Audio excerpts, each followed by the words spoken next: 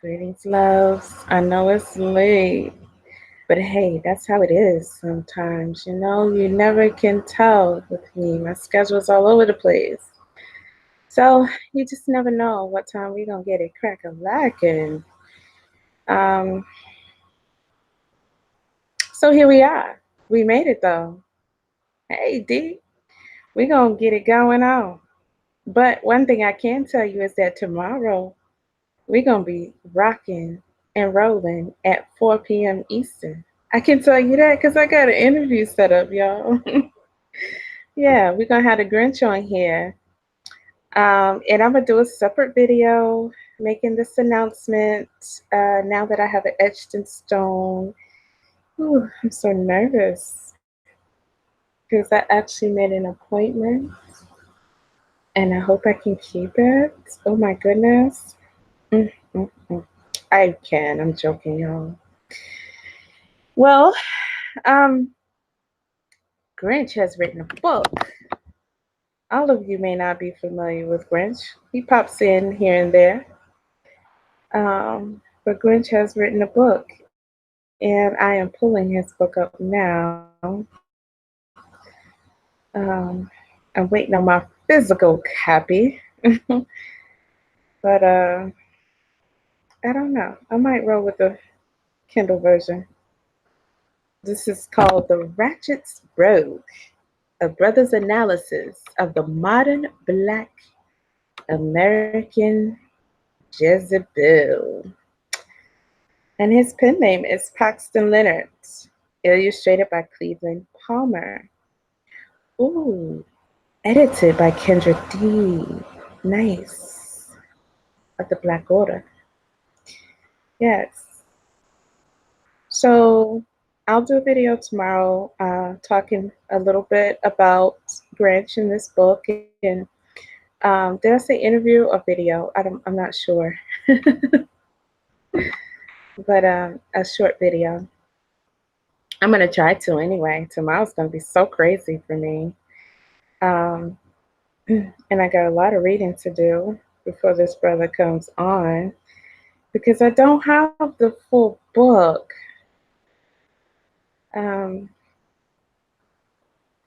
But I do have most of it, right? And so far, it's actually pretty good. So he's going to come on and he's going to talk to us about what inspired him to write this book. And he's going to talk about this book. So great. And I know we normally have been doing our readings a little earlier, but hey, you just never know. But the best thing is that this is going to be on playlist. I'm adding it to the playlist right now. And you guys are going to be able to go back and listen to these chapters. So you won't be missing a thing, right? So I am still in the midst of sharing it because I want everyone who is alert to at least get the chance to be able to come in if they desire. So sometimes the intro songs don't be long enough. And YouTube is taking away a lot of things that help us and just giving us a lot more things to do that really makes things a little bit more complicated. So anyhow, I don't know. So we're going to get right into it.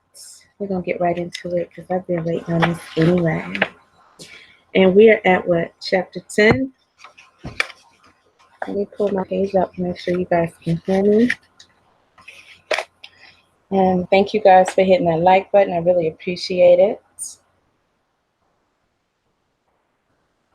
You don't necessarily have to type in the chat. But thank you for liking. Thank you for sharing so others can experience the video and the channel. Thank you. So if you guys have not caught the first 9 chapters of Carter G. Woodson's The Miseducation of the Negro, then it is on the playlist on my channel. And we are trying to keep this under an hour each reading, so shouldn't take up too much of your time. Go back and check it out because this book is very good. It is very, I think every household should have a copy of it. We discussed this a little bit the other day when Brother Rob was on. That's also another good show, Crooked Trees. Go back and watch that. We talked about this book a little bit in there. So this is a very good book. But we are on chapter 10. And chapter 10 is The Loss of Vision. So history shows then, as a result of these unusual forces in the education of the Negro, he easily learns to follow the line of the least resistance, rather than battle against the odds for what real history has shown to be the right course. A mind that remains in the present atmosphere never undergoes sufficient development to experience what is commonly known as thinking. No Negro thus submerged in a ghetto then will have a clear conception of the present status of the race or sufficient foresight to plan for the future. And he drifts so far toward compromise that he loses moral courage. Those who purposely promote it have every reason to rejoice, and Negroes themselves extolingly champion the cause of the oppressor. A comparison of the record of the spokesman of the race today with that of those of the 18th century shows a moral surrender. During the prolonged struggle between the French and the English in America, the Negroes held the balance of power at several strategic points and used it accordingly. Today, the Negro finds himself inconsequential because he can be parked on the right side of the fence. The same balance of power was evident also during the American Revolution, when Negro soldiers, instead of serving side by side with others, today many Negroes are content as menials in the army. At that time, Negroes preached to mixed congregations. Today we find Negroes busy separating them. The 18th century Negro resented any such thing as social distinctions. Today, Negroes are saying that they do not want social equality. Negroes of that epoch said with the ancient poet, I am a man and deem nothing that relates to a man of matter, of indifference to me. Today, however, the average Negro says, now I am a colored man, and you white folks must settle that matter amongst yourselves. And in still later date, the American Negro show more courage than he does today, with all of his so-called enlightenment. When the free Negroes were advised 100 years ago to go to Africa, they replied that they would never separate themselves from the slave population of this country, as they were brethren by the ties of consanguinity, of suffering, and of wrong. Today, however, the Negro in the North turns up his nose at the crude migrant from the South who brings to the North the race problem, but along with it more thrift and actual progress than the Northern Negro, ever dreamed of. When again, in 1816, free Negroes like Richard Allen, James Forten, and Robert Purvis were referred to as a foreign element, whose social status may not be secure in this country, instead of permitting the colonizationists to shove them aside as criminals and to be deported to a distant shore, they replied in no uncertain terms that this soul in America which gave them birth is their only true home.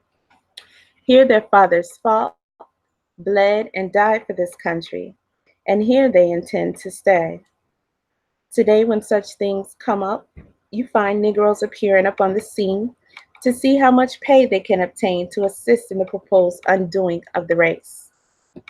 Further emphasizing this thought of resistance a few years later, Nathaniel Paul, a Baptist preacher of Albany, informed the colonizationists that the free Negroes would not permit their atrocitors to formulate a program for the race.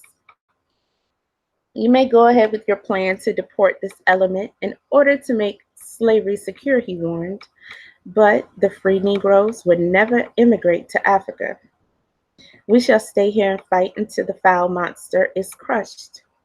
Slavery must go. Did I believe it would always continue, he said, and that man to the end of time would be permitted with this impunity to assert the same undue authority over his fellow? I would disavow any allegiance or obligation I was under to my fellow creatures, or any submission that I owed to the laws of my country. I would deny the superintending power of divine providence in the affairs of this life. I would ridicule the religion of the Savior of the world, and treat as the worst of the men of the ministries of the everlasting gospel. I would consider my Bible as a book of false and divulsive fables, and commit it to the flames. Nay, I would still go further. I would at once confess myself an atheist, and deny the existence of a holy God. And these Negroes of a century ago stood their ground and fought the pro-slavery deportationists to a standstill. For with the exception of a few pioneers, the immigrants to Liberia were largely slaves, manumitted on the condition that they would settle in Africa. These freedmen then could have no ideals but those of the slave-holding section from which they were sent. They established, therefore, a slaveocracy in Liberia. If Liberia has failed them, it is no evidence of the failure of the Negro in government. It is merely evidence of the failure of slavery. The Negroes attacking Jim Crowism amongst a century ago fearlessly questioned the constitutionality of such a provision. Speaking through Charles Lennox Remond of that day, they said, there is a distinction between social and civil rights. We all claim the privilege of selecting our society and associations, but in civil rights, one man has not the prerogative to define the rights for another. The race distinctions react in all their wickedness, to say nothing of their concocted and systemized odiousness and absurdity, upon those who are illiberal and mean enough to practice them. In our day, however, we find some highly educated Negroes approving such Jim Crowism. For example, Not many years ago, outstanding Baptist preacher dabbling in politics in Western Virginia suggested to the whites that they enact a Jim Crow car law in that state, and we had difficulty in crushing that sentiment. A few years thereafter, the author heard one of our bishops say that we should not object to such separation, for we want to be by ourselves. When this distinguished churchman died, the traducers of the Negro lauded him to the skies, and thoughtless members of the race, thinking that he deserved it, joined in the loud acclaim.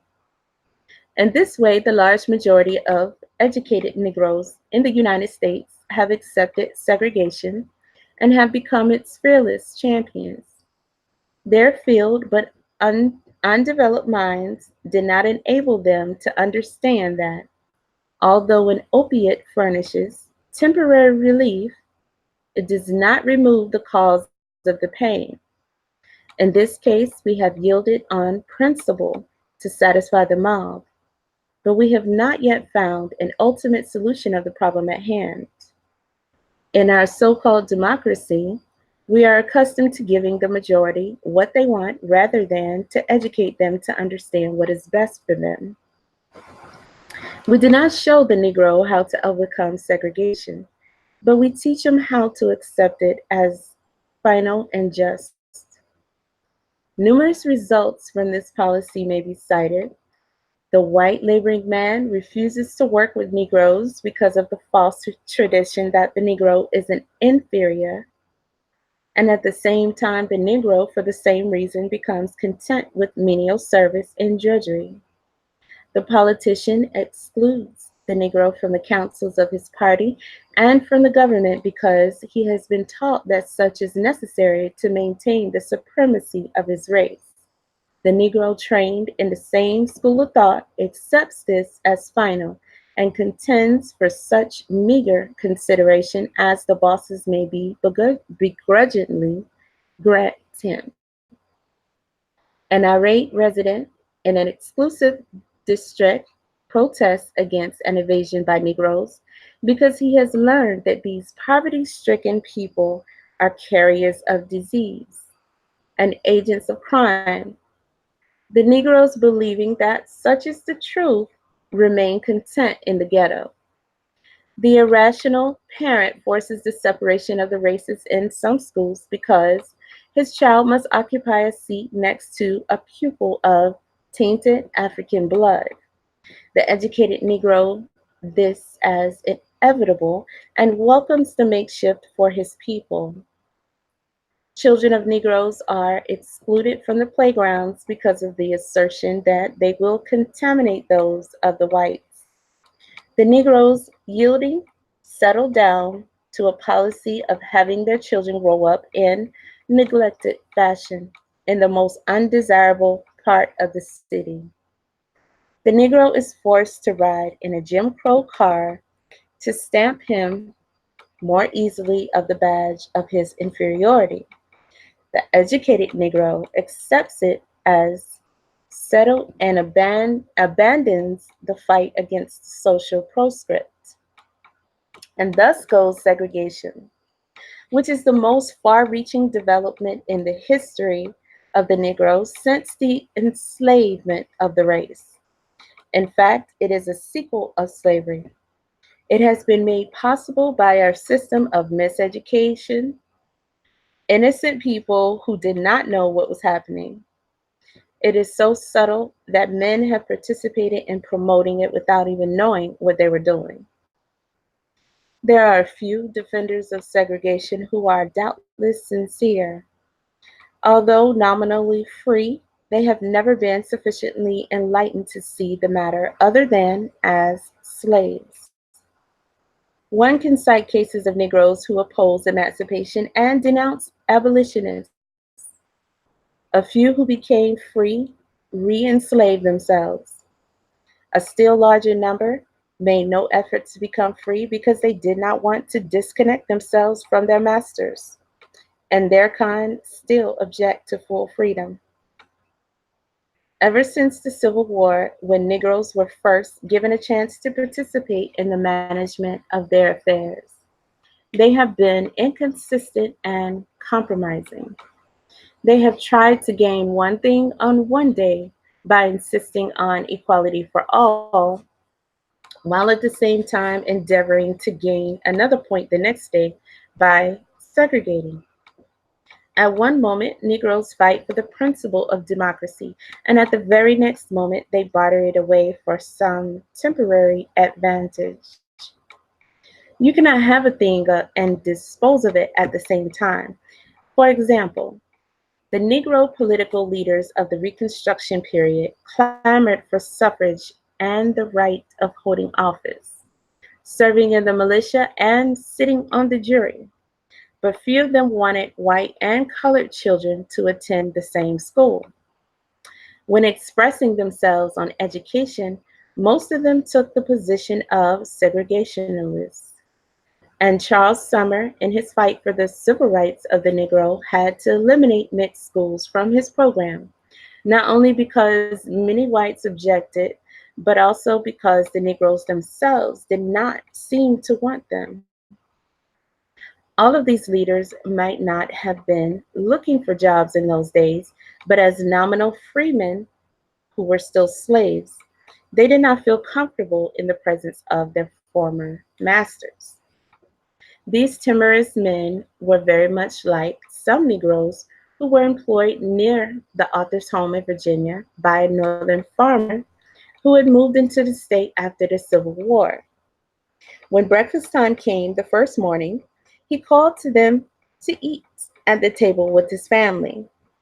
These actual slaves, however, immediately lost their appetite. One finally called the employer aside and settled the matter in another way. He said, "Now, boss, you ain't used to the rules of this country." Oh my goodness, the way they have it written. Mm. We can't just sit at the table. I'm gonna say it correctly because the way they have it is, I I get it. He didn't speak proper English. I get it, but anywho, okay. He says we can't just sit at the table with the white folks.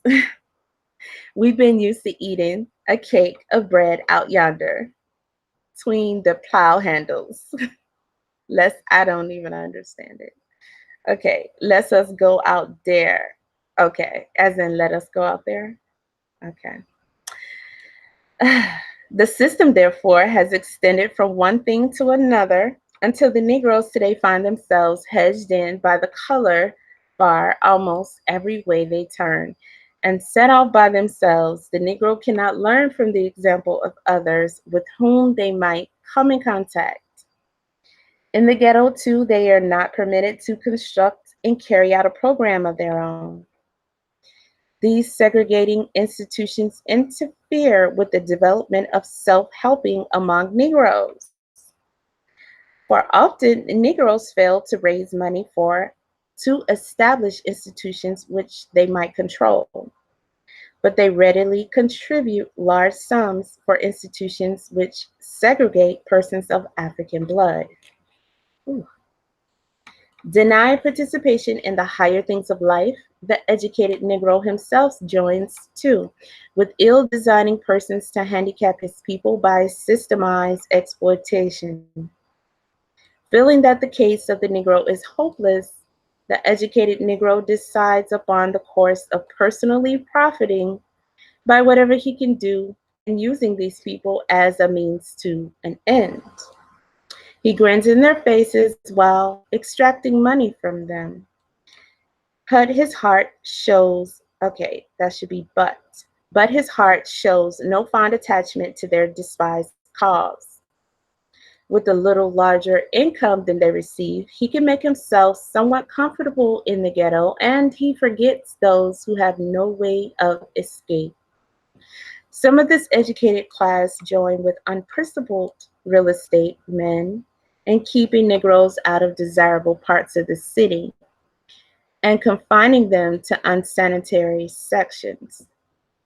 Such persons help the profiteer to collect from Negroes, thus cornered a large rental than that exact from the whites from the same property.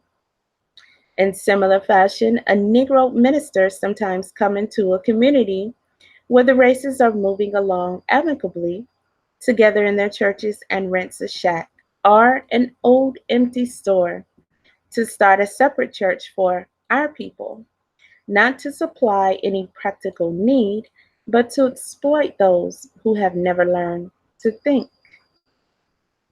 Hmm. Professional men, too, walking in their footsteps, impose also upon the poor, innocent Negroes who do not know when they are being treated properly and when they are not. But high fees may be obtained from them inasmuch as they cannot always go to others for service. Settling in a community with mixed schools, the educated Negro often advocates their separation, that his daughter may secure a position in the system. The Negro politician is accustomed to corner the Negro vote by opening a separate office from which he may bargain with the chieftains of the machine for the highest price available. When paid off by some position, which is not very lofty, this office holder accepts such employment with the understanding that he will be set off by himself, as if he were destructive of the rest of mankind. In the present crisis, however, the highly educated Negroes find very little to exploit, and in their utward condition, they have no program of finding a way out. They see numerous instances of Negroes losing their jobs in white establishments. In fact, these things occur daily. Janitors who have been given satisfaction are abruptly told that they would no longer be needed. Negro waiters in hotels are being informed that their places will go to white workers. Negro truck drivers are ordered to step down and let the need of other races go up. We hear so much of this that we wonder what the outcome will be. And this readjustment, of course, when there are fewer opportunities left for those who cannot do or do not have the opportunity to operate machines, the Negroes will naturally be turned out of their positions by their employers who think first of their own race. In the ultimate passing of the Depression, however, Negroes would not be much better off when some of the whites now displacing them will rise to higher levels. In the economic order of tomorrow, there will be little use for the factum or scullion. Man will not need such personal attention when he can buy a machine to serve him more efficiently. The menial Negroes, the aggregate of parasites whom the highly educated Negro has exploited, will not be needed tomorrow. What then will become of our highly educated Negroes who have no initiative? We have appalled to the talented tenth for a remedy, but they have nothing to offer. Their minds have never functioned in all of this all important sphere. The educated Negro shows no evidence of vision. He should see a new picture. The Negroes are facing the alternative of rising in the sphere of production to supply their proportion of the manufacturers and the merchants, or of going down to the graves of paupers. The Negro must now do for himself or die out as the world undergoes readjustment. If the whites are to continue for some time in doing drudgery to the exclusion of Negroes, the latter must find a way out. Nothing forces this upon one more dramatically than when he learns that the white women in Montgomery, Alabama, are coming to the back door of Negro homes asking for their washing. If the whites have reached this extremity, then they must be taken care of first. What would be left for the Negroes? At this moment, then, the Negroes must begin to do the very thing in which they have been taught that they cannot do. They still have some money, and they have needs to supply. They must begin immediately to pool their earnings and organize industries to participate in supplying social and economic demands. If the Negroes are to remain forever removed from the producing atmosphere and the present discrimination continues, there will be nothing left for them to do. There is no reason for lack of confidence because the recent failure of the Negro enterprises, although the highly educated Negroes assert the contrary. This lack of confidence is the cause of failure of these enterprises. If the Negroes had manifested enough confidence in them and had properly supported them, they would have been strong enough to stand the test in the crisis. Negro banks, as a rule, have failed because the people taught that their own pioneers in this business cannot function in this sphere.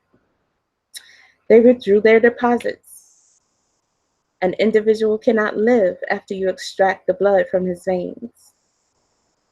The strongest bank in the United States will last only so long as the people will have sufficient confidence in it to keep their money there. In fact, the confidence of the people is worth more than money. The lack of confidence of the Negro in himself and in his possibilities is what has kept him down. His miseducation has been a perfect success in this respect. Yet it is not necessary for the Negro to have more confidence in his own workers than in others. If the Negro would be as fair to his own as he has been to others, this would be all that is necessary to give him a new lease on life and to start the trend upward. Here we find that the Negro has failed to recover from his slavish habit of berating his own and worshiping others as perfect beings. No progress has been made in this respect because the more education the Negro gets, the worse off he is. He has just had so much longer to learn to decry and despise himself.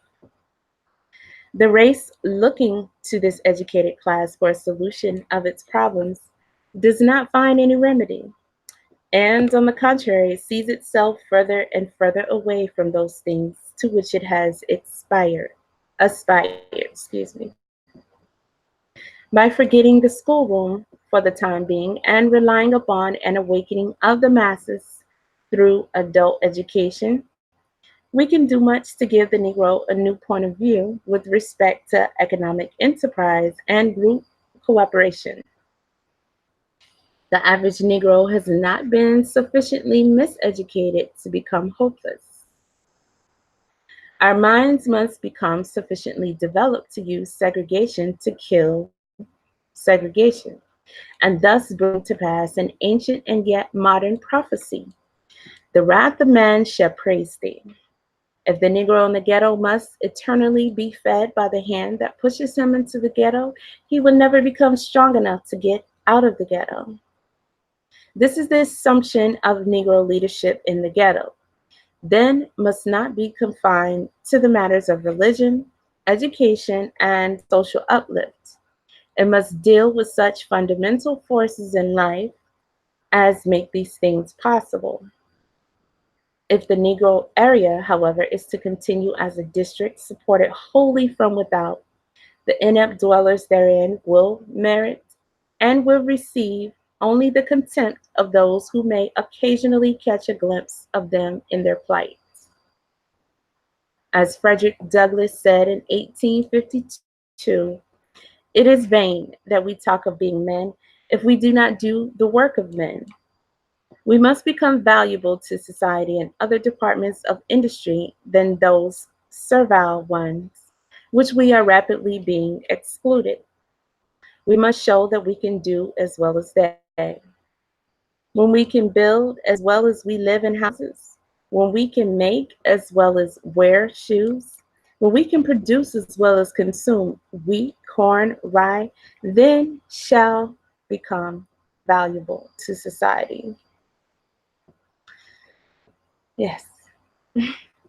Society, continued Douglas, is a hard-hearted affair. With it, the helpless may expect no higher dignity than that of paupers. The individual must lay society under obligation to him, or society will honor him only as a stranger or sojourner. That was chapter 10. Welcome, Social Misfit and Gregory class. Thank y'all for hitting that like button too. All right, chapter 11. The need for service rather than leadership. In this upward situation, the Negro finds himself at the close of the third generation from emancipation.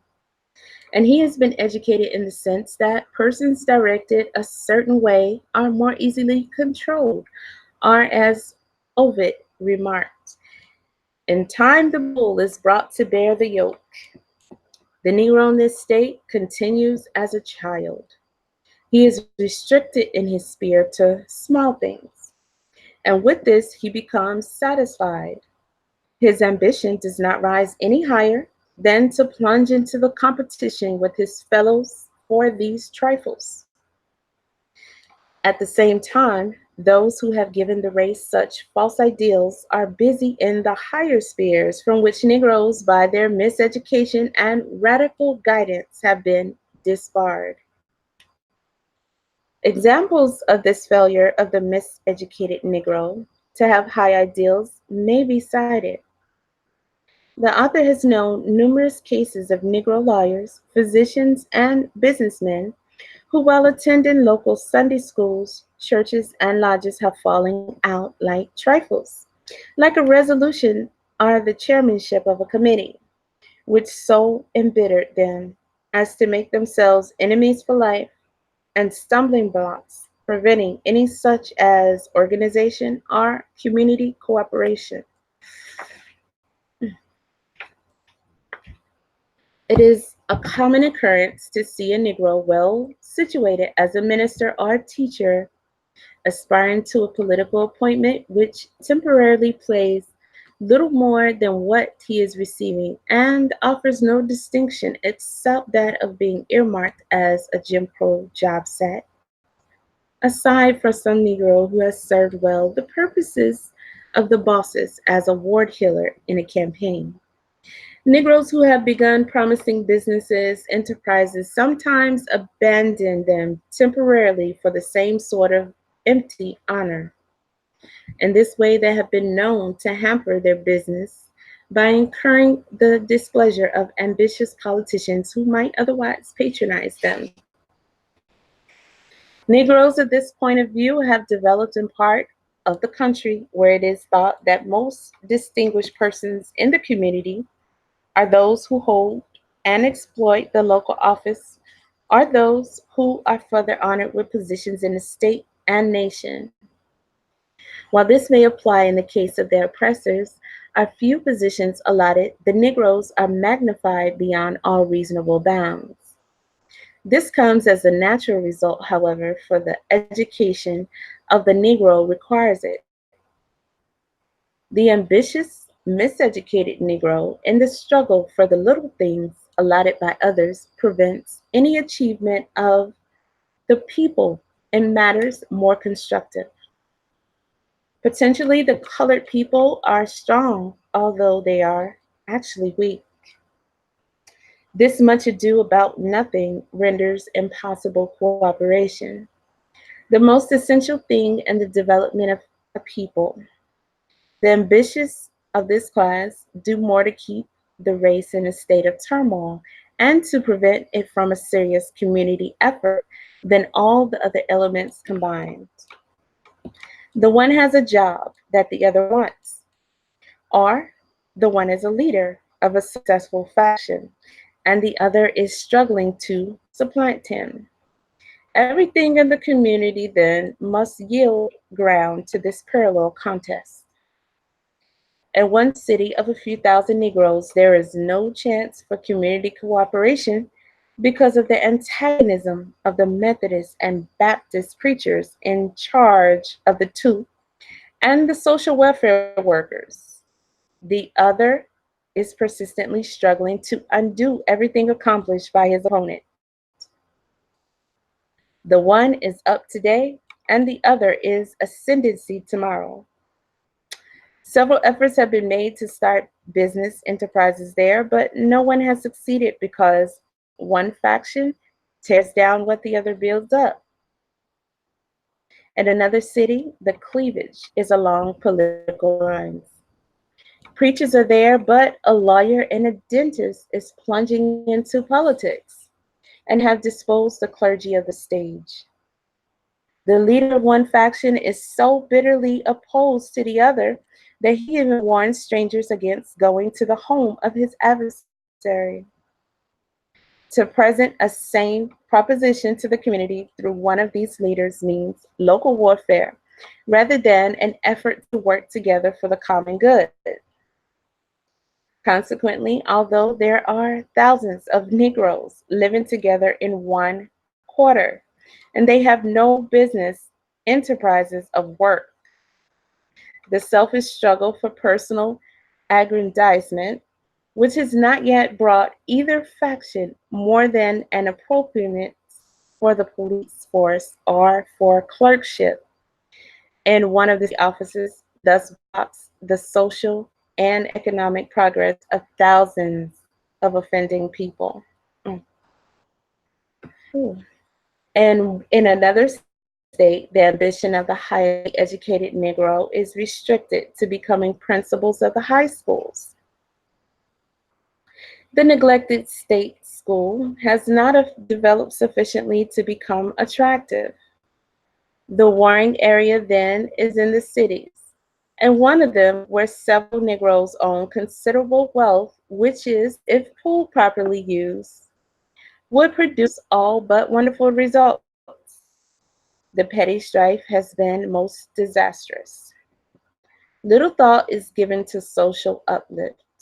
An economic effort is crushed by factional wrangling. Before the author had been in one of the towns an hour, a stalwart of one faction sounded him in becoming a candidate for the position held by the principal of the high school. A few minutes thereafter, another approached him for advice as to how to get him out. The high cost of his childishness to the community can be estimated only by taking into consideration the fact that his strife is all but endless. If it were a matter that developed now and then only to be forgotten by people directing their attention thereafter to more important things, it would do not much harm. But this confusion continues for years. Sometimes it grips a community for a whole generation, vitiating the entire life of the people. Jeez. It's as if he's talking about literally what's going on right now. It's so oh, deep. Mm. In spite of the meager rewards, however, the idea of leadership looms high in the Negro mind. It always develops thus among oppressed people. The oppressor must have some dealing with the despised group, and rather than have contact with the individuals, he approaches the masses through his own spokesman. The term itself connotes a backward condition. In its strides, upward a race shuffles off its leaders because they originate outside of the group. They constitute a load that sinks the oppressed in the mire of trials and tribulations. Leadership is usually superimposed for the purpose of directing the course of the ostracized group along the same lines. And this was accomplished during the days of slavery by restricting the assembly of the Negroes to certain times and places and compelling them to meet in the presence of a stipulated number of the wisest and discreetest men of the community. And these supervisors of the conduct of the Negroes would prevent them from learning the truth, which might make them unruly or ambitious to become free. After the Negroes became free, the same end was reached by employing a Negro or some white man to spy upon and report behind closed doors on a plan to enslave the Negroes' minds. In case that actual employment as a spy seemed too bold, the person person could be used as such an instrument, took up some sort of enterprise, which the oppressors of the race warmly supported to give him the desired influence in the community. Y'all know this book is not made up, right? Like, this is a real book, just so y'all know. Okay. Like, it was written a long time ago, too. So, hey. Yeah. Hey, Derek. Greetings. After the Negroes became free, oh, I read that part already. Okay, my bad. Uh, it's deep. It's deep. All right. So this racial racketeer might be a politician, a minister, a teacher, director of a community center, or head of a social uplift agency. As long as he did certain things and he expressed center or head of, oh, excuse me. Okay. Wait. Oh, expressed the popular opinion on questions he lacked nothing. And those who followed them found their way apparently better paid as the years went by. His leadership then was recognized as the ultimate undoing of the Negroes in the community was absurd. Such leadership too has continued into our day, and it goes from bad to worse.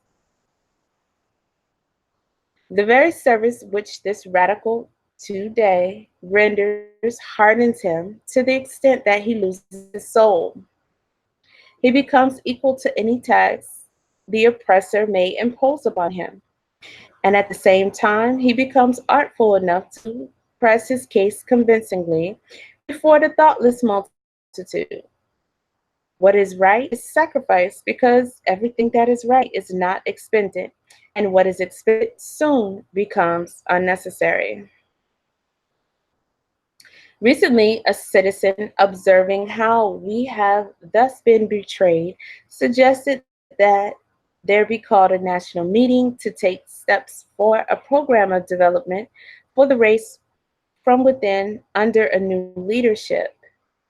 Such a movement can be made to mean something, and then it can degenerate into an assembly of abuse and vituperation, followed by usual whereas, therefore be it resolved. Effort which has never meant anything in the awakening and the development of an oppressed people. The Negroes, however, would not advance far if they continued to waste their energy, abusing those who misdirect and exploit them. The exploiters of the race are not so much at fault as the race itself. If the Negro persists in permitting themselves to be handled in this fashion, they will always find someone at hand to impose upon them. The matter is one which rests largely within the Negroes themselves. The race will free itself from exploiters just as soon as it decides to do so. No one else can accomplish this task for the race. It must plan and do it for themselves.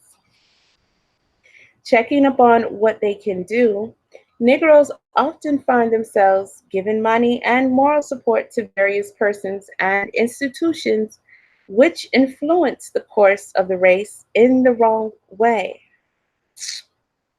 They do not often ask themselves whether the support thus given will redound in the long run to the good of the people with whom they are identified. They do not inquire whether the assistance thus given offers temporary relief, but eventually results in irreparable loss. So many Negroes often do themselves harm when they actually believe they are doing good.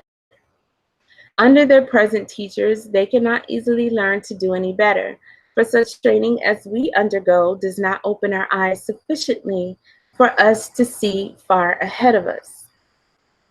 If the Negro could abandon the idea of leadership and instead stimulate a larger number of the race to take up definite tasks and sacrifice their time and energy in doing these things efficiently, the race might accomplish something. The race needs workers, not leaders. Such workers will solve the problems which race leaders talk about and raise money to enable them to talk more and more about. When you hear a man talking, then always inquire as to what he is doing or what he has done for humanity. Oratory and resolutions did not avail much. If they did, the Negro race would be in a paradise on earth. It may be well to repeat here the saying that old men talk of what they have done, young men of what they are doing, and fools of what they expect to do. The Negro race has rather large share of the last mentioned class. Ooh, the shade. If we can finally succeed in translating the idea of leadership into that of service, we may soon find it possible to lift the Negro to a higher level. Under leadership, we have come into the ghetto. By service within the ranks, we may work our way out of it. Under leadership, we have been constrained to do the biddings of others. By service, we may work out a program in the light of our own circumstances. Under leadership, we have become poverty-stricken. By service, we may teach the masses how to earn a living honestly. Under leadership, we have been made to despise our own possibilities and to develop into parasites. By service, we may prove sufficient unto the task of self-development and contribute our part to modern culture. Chapter 11, that was chapter 11. Ooh, I need some water. It's a good book, very good book. It's like our own,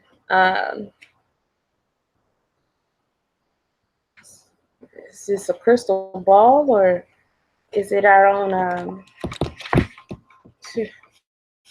okay. What was that book or note, letter that they said that didn't exist, or there's some debate about it? I can't remember the name of it. It's like this is our own version of it. I think you guys know what I'm talking about, right? Yeah. Anywho, chapter 12, hirelings in the place of public servants. All right, in the highly educated Negroes have not learned better the simple lessons of life. One cannot expect the laboring classes to conduct themselves differently. In the large number of cases, the employers of the Negroes in common labor, which most of them are now engaged, assert that there is no hope for advancement of Negroes in their employ because Negroes will not work under foremen of their own color. In other words, the average Negro has not yet developed to the point that one is willing to take orders from another of his own race. While it is true that such an answer is often given as a mere excuse for not placing Negroes in responsible positions when it can be done without any particular trouble, the investigation among Negroes themselves reveals numerous facts to prove that there is more truth than falsehood to this statement. Hundreds of employees of African blood frankly say that they would not work under a Negro. One is afraid that the other may prosper more than he does and be recognized accordingly. Some of these instances are interesting. A head of one of the government departments in which a Negro woman is employed to do unskilled labor it says in which Negro women are employed to do unskilled labor, reports that he placed in charge of the group of these workers an intelligent colored woman who seemed to have all of the necessary qualifications which he had found in other women thus employed. Those working under her, however, refuse to obey instructions. They keep the place in turmoil and soon destroyed the morale of the whole force. As soon as he placed the white woman in charge, however, order was reestablished on the premises and everything moved along smoothly. Another employer conducting a wholesale business placed the Negro foreman in charge of others of his race to function as one of the important departments of the establishment. And the Negroes working under him, who had formerly taken orders without question from the white foreman, soon undertook to liberties with the promoted Negro and to ignore his orders. Knowing that the Negro foreman was well qualified, however, and being personally interested in him, the employer, instead of doing what so many others under such circumstances had done, dismissed those who refused to cooperate and supplied the vacancies with others until an efficient working force could thus be obtained. Only a few employers, however, have had such patience and have had manifested such interest in the advancement of the Negro. As a rule, they merely disposed of Negro foremen with the excuse that one Negro would not take orders from another. This refusal of Negroes to take orders from another is due largely to the fact that slaveholders taught their bondmen that they were as good or as better than any of the others, and therefore should not be subjected to any member of their race. If they were to be subordinate to someone, it should be to the white man of the superior culture and social position. This keeps the whole race on a lower level, restricted to the atmosphere of trifles, which do not concern their traditors. The greater things of life, which can be attained only by wise leadership, then they have no way to accomplish. The strong have always used this as a means of dealing with the so-called weaker races of the world. The Caucasian arrays this one against the other so that they may never combine their forces and thus deprive their so-called superiors of control over them, which they could easily do if organized. One white man was thus able to maintain himself on a plantation where there were 30 or 40 slaves because the Negroes were miseducated in such a way as to keep them divided into distinct fashions. In petty strife, their power would be lost in the process of attribution. Today, we find the same thing in Africa, where this end is reached by embittering one tribe against another. And it worked the same way in India until recently, when it began to break down under the masterful leadership of Mahatma Gandhi. The Negroes of the United States have followed leadership slavishly, but sometimes, unfortunately, that of those leaders who are selected for them by the traditors of their race. The enemies of the race, for example, will find a Negro willing to do certain things that they desire to have accomplished and will finance him and give him sufficient publicity to get before the world for the few favors which he may dispense among his followers as a result of his influence and economic position will bring him to the adequate number of Negroes for the constituency of which he desires. Negroes, however, sometimes choose their own leaders, but unfortunately, they are too often the wrong kind. Negroes do not readily follow persons with constructive programs. Almost any sort of exciting appeal or trivial matter presented to them, they may receive immediate attention and temporarily at least liberal support. When the bubble collapses, of course, these same followers will begin to decry Negro leadership and call these misrepresentatives of the group rascals and scoundrels. Inasmuch as they have failed to exercise foresight, however, those who have deceived them should not be blamed so much as those who have liberally supported these impostors. Yet the fault here is not inherently in the Negro, but in what he has been taught. The Negro's point of view, therefore, must be changed because they can construct a program which will bring them out of the wilderness.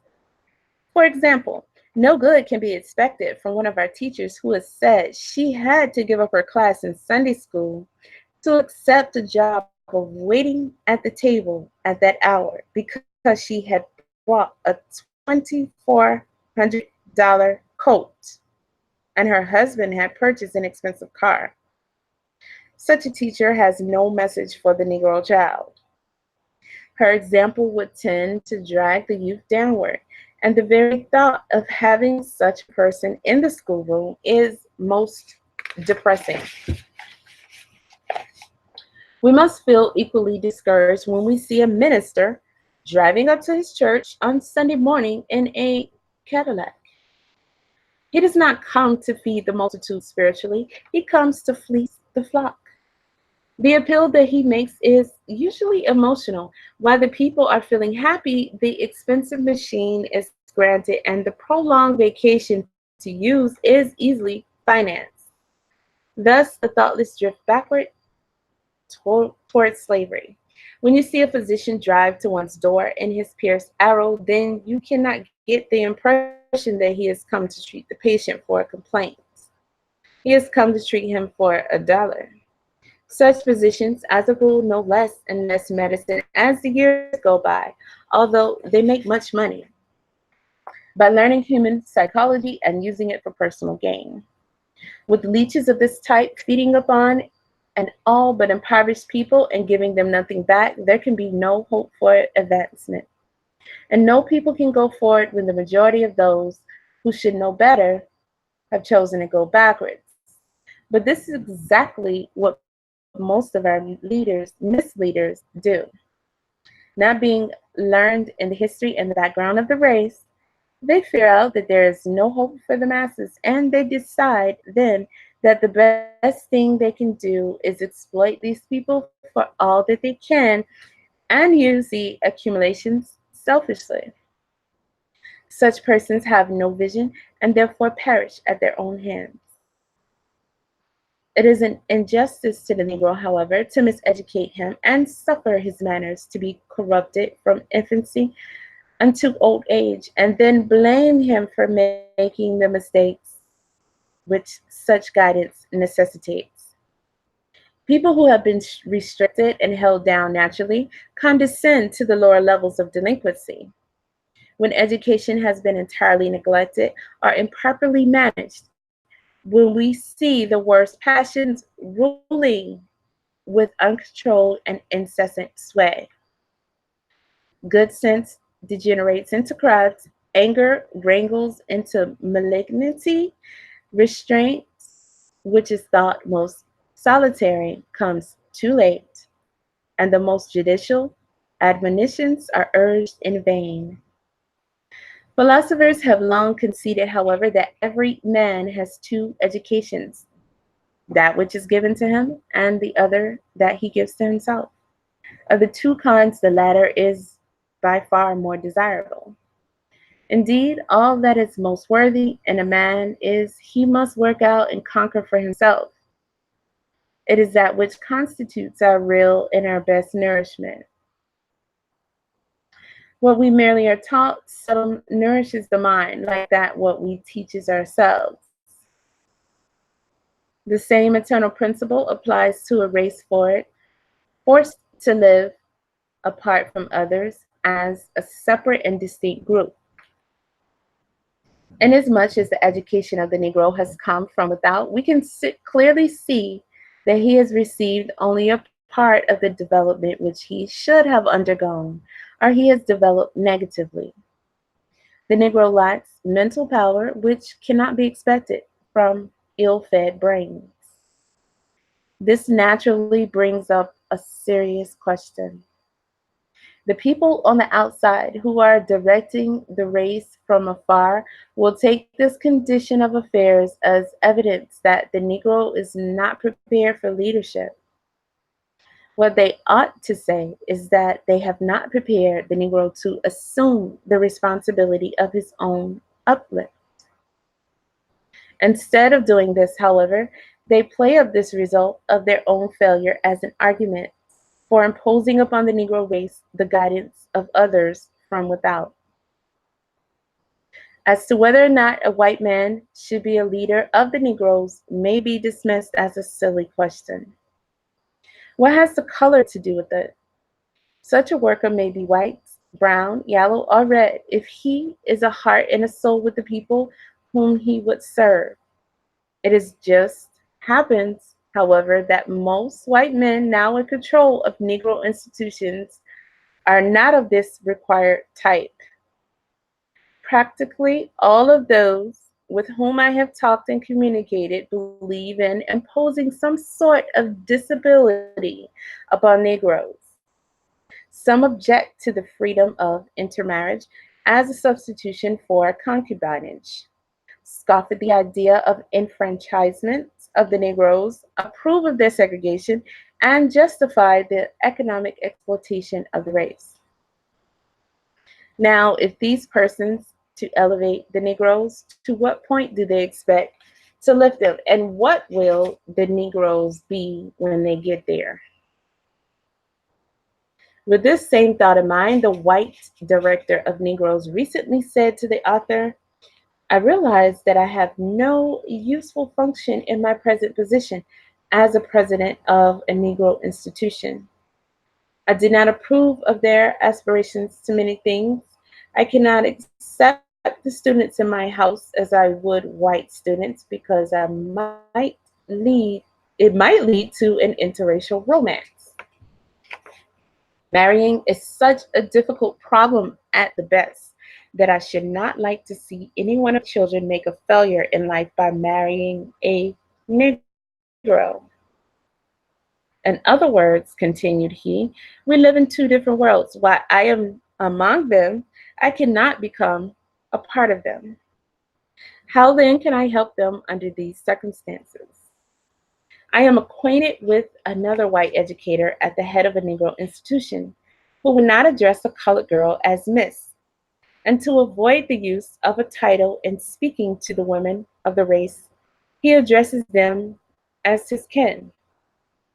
One of them was sharp enough to reply to him, thus when he accosted her as Auntie. Oh, I am so glad that I have found my lost relatives at last. My mother often told me that I had some distinguished kin, and just to think that you are my nephew makes me feel glad. Another such exploiter in charge of a Negro college never wears his hat on campus. His confidential explanation is that he might have to lift it when he meets a Negro woman. Of course, that he would never do. White supremacy will be lost in the Negro school. As we realize more and more that education is not merely imparting information, which is expected to produce certain results, we see very clearly the inconsistency of the position of the white persons as executives of Negro institutions. These misfits belong to the position of the white persons as executives of, oh, excuse me, I went back over the same line. My bad. Okay. These misfits belong to the very group, okay, working out the segregation of the Negro. And they come into these institutions mainly to earn a living. They make no particular contribution to the development of the education, for they are not scholarly enough to influence educational theory. And they are so far out of sympathy with the Negro that they cannot make any contribution to educational practice. These foreigners are not bringing to such institutions large sums of money which the Negroes can obtain for the institutions now directed by Negroes, and they are receiving large appropriations than those under the management of whites. Our so-called thinkers, however, seldom see the inevitable results of this unsound policy. Not long ago, when the author wrote the textbook entitled Negro Makers of History, it was adversely criticized by a Negro who said that the book should have had as an illustration the cut of a white man who established a certain Negro college. The author had to explain that the book was to give account of what the Negro has done, not of what has been done for him. The school referred to, moreover, was in no sense a Negro school. It had very few Negro teachers and only one Negro trustee. The policy of the school was determined altogether by others without giving the Negro credit for having a thought on education. In other words, it was merely a school which Negroes were permitted to attend. If they picked up there, then there's something to help them. Well and good. If not, may God help them. It is all right to have a white man as the head of a Negro college or to have a red man as the head of a yellow one, if in each case the incumbent has taken out his naturalization papers and has identified himself as one of the group which he is trying to serve. It seems that the white educators of this day are unwilling to do this. And for that reason, they can never contribute to the actual development of the Negro from within. You cannot serve, never contribute to the actual development from the Negro from within. To the actual development of the Negro from within. Okay.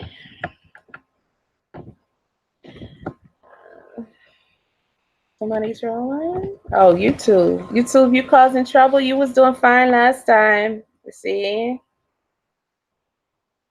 Alrighty. Okay.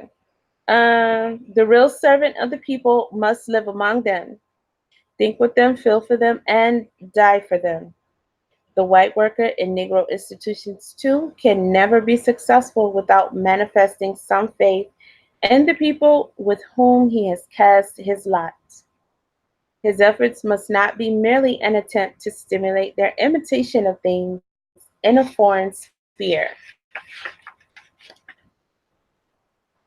He must study his community sufficiently to discover the things which have a trend in the proper direction, and that he may stimulate such forces and thus help the community to do better the good things which it may be capable of doing, and at the same time may be interested in doing.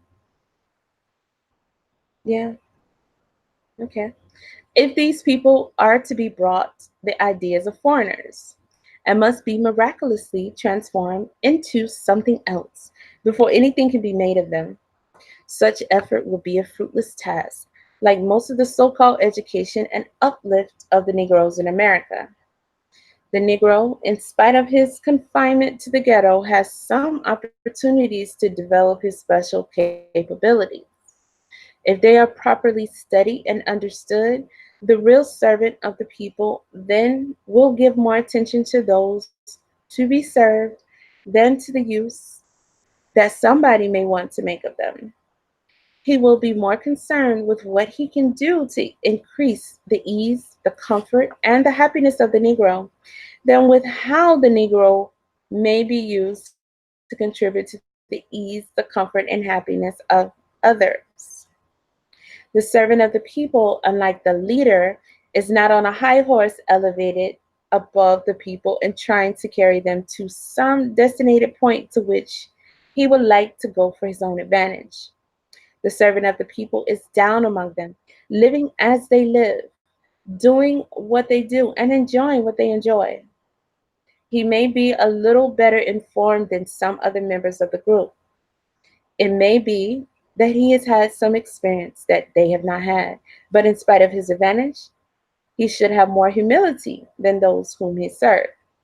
For we are told that whosoever is greatest among you, let them be your servant. Ah, deep. Let's see what's going on in the comment section. Um, Moderators can block, when we're reading, if they feel like you're being disruptive, hey. So be careful, guys. You can comment, but, we want to keep it you know, pleasant during reading. So if they block you, then ooh, that's you just can't comment anymore.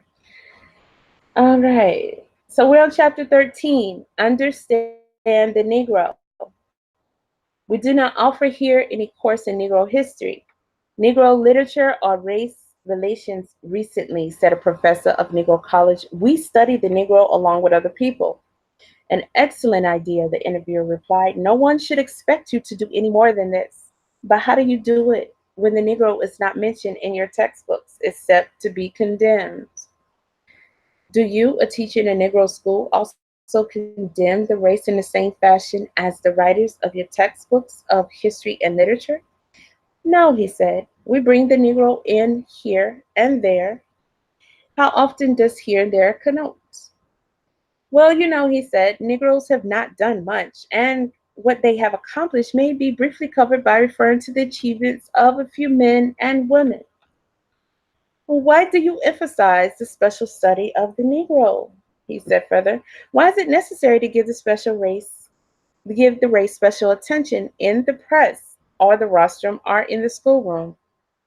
This idea of projecting Negro into the foreground does the race much harm by signing continually of his woes and problems, and thus alienating the public which desires to give its attention to other things. It is true that many Negroes do not desire to hear anything about their race, and few whites of today will listen to the story of woe. With most of them, the race questions have been settled. The Negro has been assigned to the lowest drudgery and as the sphere in which the masses must toil to make a living, and socially and politically, the race has been generally proscribed. Inasmuch as the trustees of the race have settled the matter in the fashion, they naturally oppose any effort to change this status. Many Negro professional men who are making a living attending to the affairs of these laborers and servants in their mentally underdeveloped state, and many teachers who, in conservative fashion, and instructing their children to maintain the status quo ante bellum, also oppose any movement to upset this arrangement.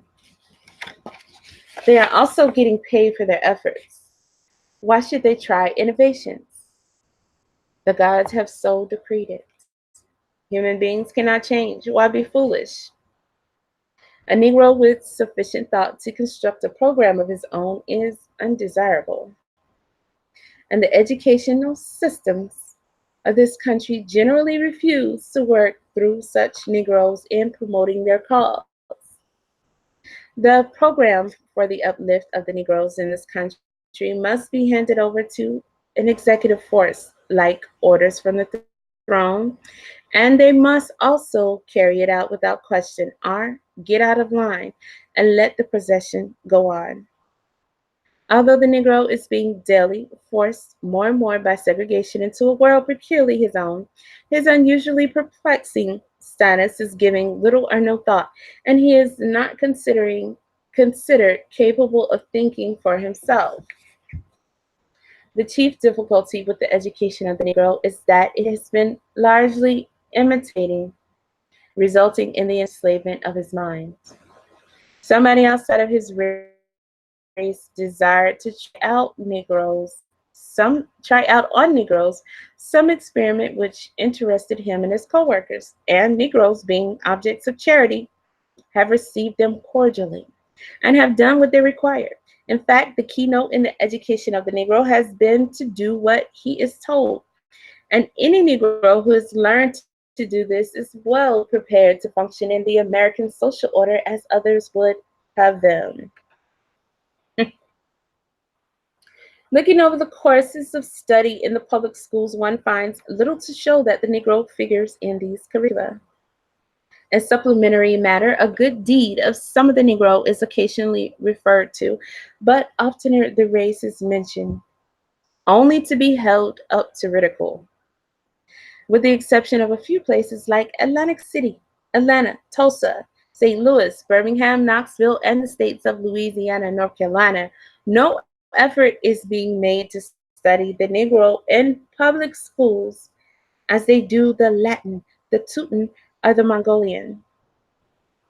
Several miseducated Negroes themselves contend that the study of the Negro by the child would only bring forth the race problem prematurely and therefore urge that the study of the race be deferred until they reach advanced work in the college or university. These misguided teachers ignore the fact that the race question is being brought before the black and white children daily in their homes, in the streets, and through the press and on the roster. How then can the school ignore the duty of teaching the truth while these other agencies are playing up falsehood? The experience of college instructors show that racial attitudes of the youth are not easily changed after they reach adolescence. Although students of this advanced stage are shown the fallacy of race superiority and the folly of social distinctions, they nevertheless continue to do the illogical thing of still looking upon these despised groups as less worthy than themselves and persist in treating them accordingly. Teachers of elementary and secondary schools give attention to this interracial problem, have succeeded in softening and changing the attitude of children whose judgment have not been so hopelessly warped by the general attitude of the communities in which they have been brought up. In approaching this problem in this fashion to counteract the one sided education of the youth, the thinking people of this country have no desire to upset the curricula of the schools or to force the Negro as such into public discussion. But if the Negro is to be elevated, he must be educated in the sense of being developed from what he is. And the public must be so enlightened as to think of the Negro as a man. Pause. Furthermore, no one can be thoroughly educated until he learns as much about the Negro as he knows about other people. Sips water. Mm, good water. Upon examining the recent catalogs of the leading Negro colleges, one finds that invariably they give courses in ancient, medieval, and modern Europe, but they do not give such courses in ancient, medieval, and modern Africa. Yet Africa, according to recent discoveries, have contributed about as much to the progress of mankind as Europe has. And the early civilizations of the Mediterranean world was decidedly influenced by Africa. Negro colleges offer courses bearing on the European colonists prior to their coming to America, their settlement on these shores, and their development here towards independence. Why are they not equally generous with the Negroes in treating their status in Africa prior to enslavement, their first transplantation to the West Indies, the Latinization of certain Negroes in a contradistinction of the development of others under the influence of the Teuton and the effort of the race towards self-expression? A further examination of the curricula shows too that invariably these Negro colleges offer courses in Greek philosophy and in that modern European thoughts, but they direct no attention to the philosophy of the African. Negroes of Africa have and always have had their own ideas about the nature of the universe, time and space, about appearance and reality, and about freedom and necessity. The effort of the Negro to interpret man's relation to the universe shows just as much intelligence as we find in the philosophy of the Greeks. There were many Africans who were just as wise as Socrates. Again, one observes in some of these catalogs numerous courses in art, but no well defined course in Negro or African art, which early influenced that of the Greeks. Thinkers are now saying that the early culture of the Mediterranean was chiefly African. Most of these colleges do not even direct special attention to Negro music, in which the Negro has made his outstanding contribution to America. The unreasonable attitude is that because the whites did not have these things in their schools, the Negroes must have them in theirs. The Catholics and Jews, therefore, are wrong in establishing special schools to teach their principles of religion, and the Germans in America are unwise in having their children taught in their mother tongue. Such has been the education of Negroes. They have been taught facts of history, but never learned to think. Their conception is that you go to school to find out what other people have done, and then you go out in life to imitate them. What they have done can be done by others, they contend, and they are right. They are wrong, however, in failing to realize that what others have done, we may not need to do. If we are to do identically the same thing from generation to generation, we will not make any progress. If we had to duplicate from one century to the century the same feats, the world will grow tired of such monotonous performance. In this particular respect, Negro education is a failure, and disastrously so, because in its present predicament, the race is especially in need of vision and invention to give humanity something new. The world does not want and will never have the heroes and heroines of the past. What this age needs is an enlightened youth, not to undertake the task like theirs, but to imbibe the spirit of these great men and answer the present call of the duty with the equal nobleness of soul. Not only do the needs of generations vary, but the individuals themselves are not duplicates the one of the other, and being different in this respect, their only hope to function efficiently in society is to know themselves and the generations which they are to serve. The chief value in studying the records of others is to become better acquainted with oneself and with one's possibilities to live and to do in the present age. As long as Negroes continue to restrict themselves to doing what was necessary 100,000 years ago, they must naturally expect to be left out of the great scheme of things as they concern of men today. The most inviting field for discovery and invention, then, is the Negro himself, but he does not realize it. Frederica Bremer, when reflecting upon her visit to America in about 1850, gave this country a new thought in saying to Americans, "The romance of your history is the fate of the Negro." In this very thought lies unusual possibilities for the historian, the economist, the artist, the philosopher. Why should the Negro writer seek a theme abroad when he has the greatest of it all at home? The bondage of the Negro brought captive from Africa is one of the greatest dramas in history, and the writer who merely sees in that ordeal something to approve or condemn fails to understand the evolution of the human race.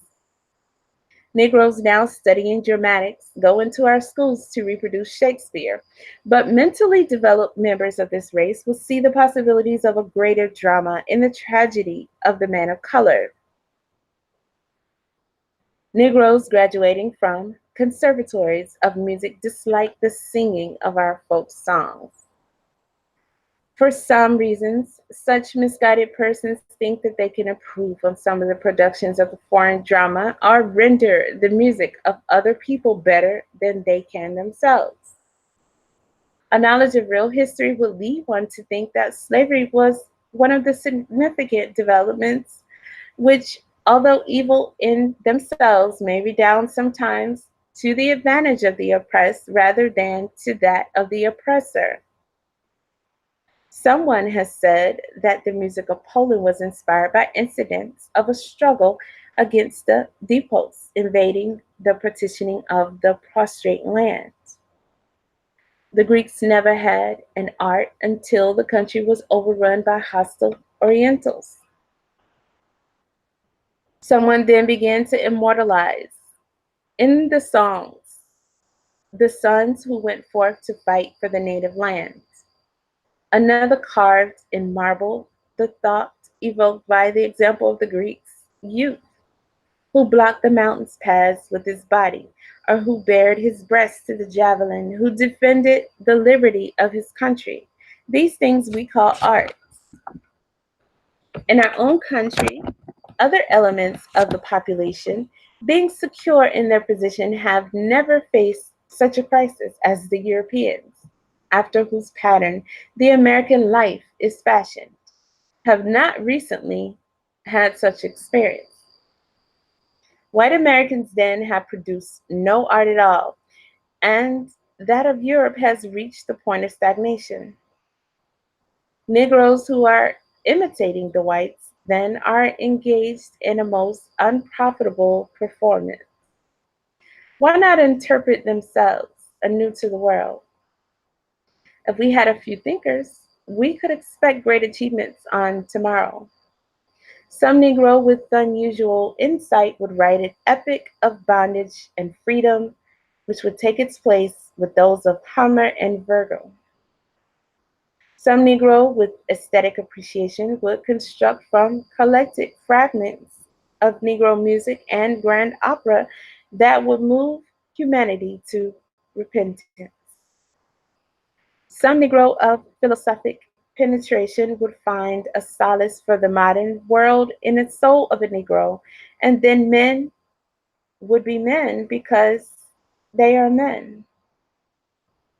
The Negro in his present plight, however, does not see possibilities until it is too late. He exercises too much hindsight, and for that reason he loses ground in the holy contests, battles of life. The Negro, as a rule, waits until things happen before he tries to avert it. He is too much like a man whom the author once saw knocked down in physical combat. Instead of dodging the blow when it was being dealt, he arose from his prostration, dodging it. For example, the author has just received a letter from a lady in Pittsburgh complaining that the librarian in one of his schools insists upon reading to the children a great deal of literature containing words like nigger, blackie, little black Sambo, and so on. This lady, therefore, would like to place in that school some books by Negro authors. This is a commendable effort, but it becomes a little too late. Now, we hope not too late. For centuries, such literature has been circulated among the children of the modern world, and they have therefore come to regard the Negro as inferior. Now that of our similarly miseducated Negroes are now seeing that they have been deceived. They are now wakening to address themselves to a long neglected work.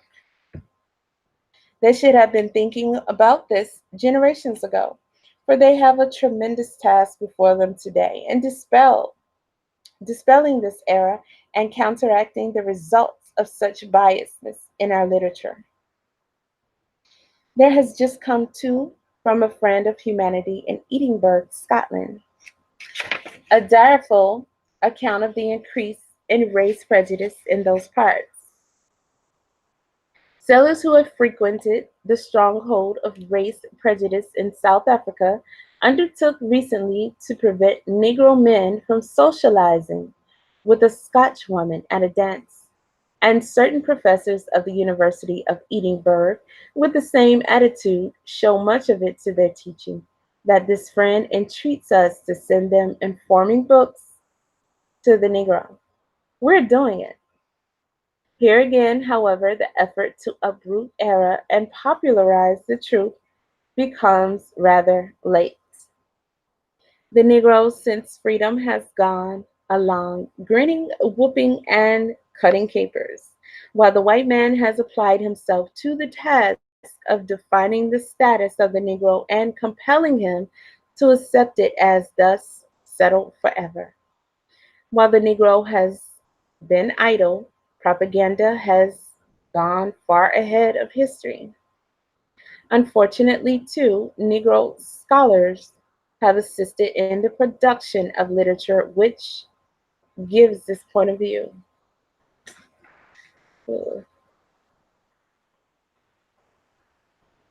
So, there we are. You know what? That's our time. um,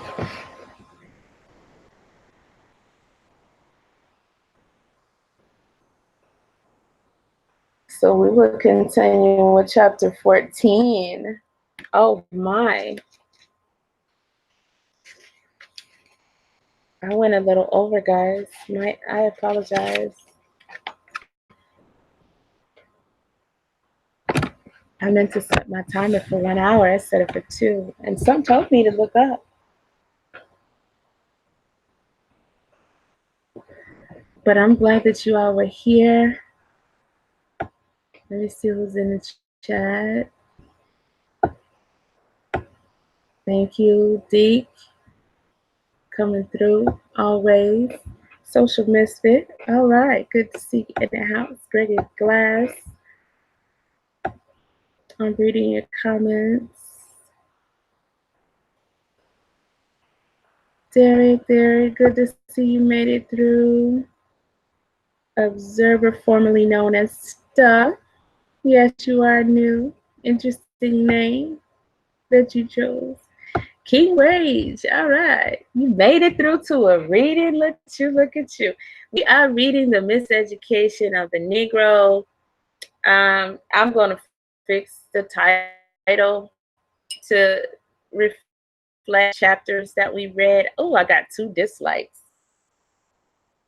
Well, whatever.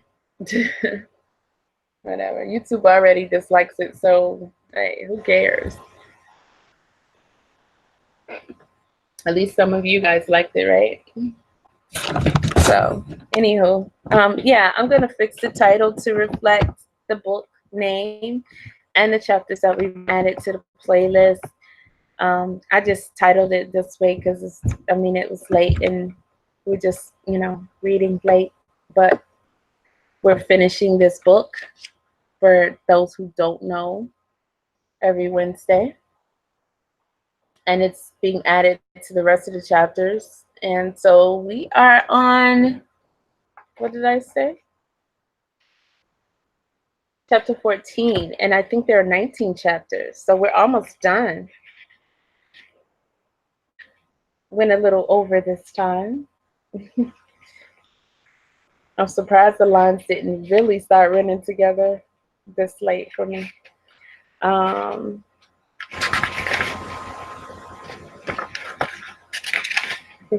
There's a lot of ending here that doesn't have anything to do. Let's see, 18. No, it's 18.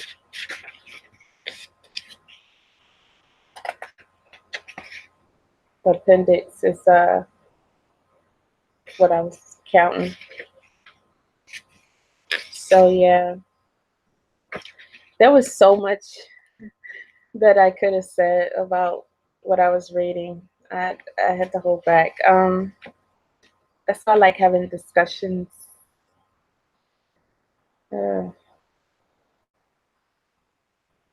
About chapters. There was a lot to be discussed there. You know what I mean, guys? So many things that were brought up. But if any of you guys want to hold a panel and have a discussion about some of the things that we read today, then let me know. I would love to, because again, I think this book is very powerful, and it's serious.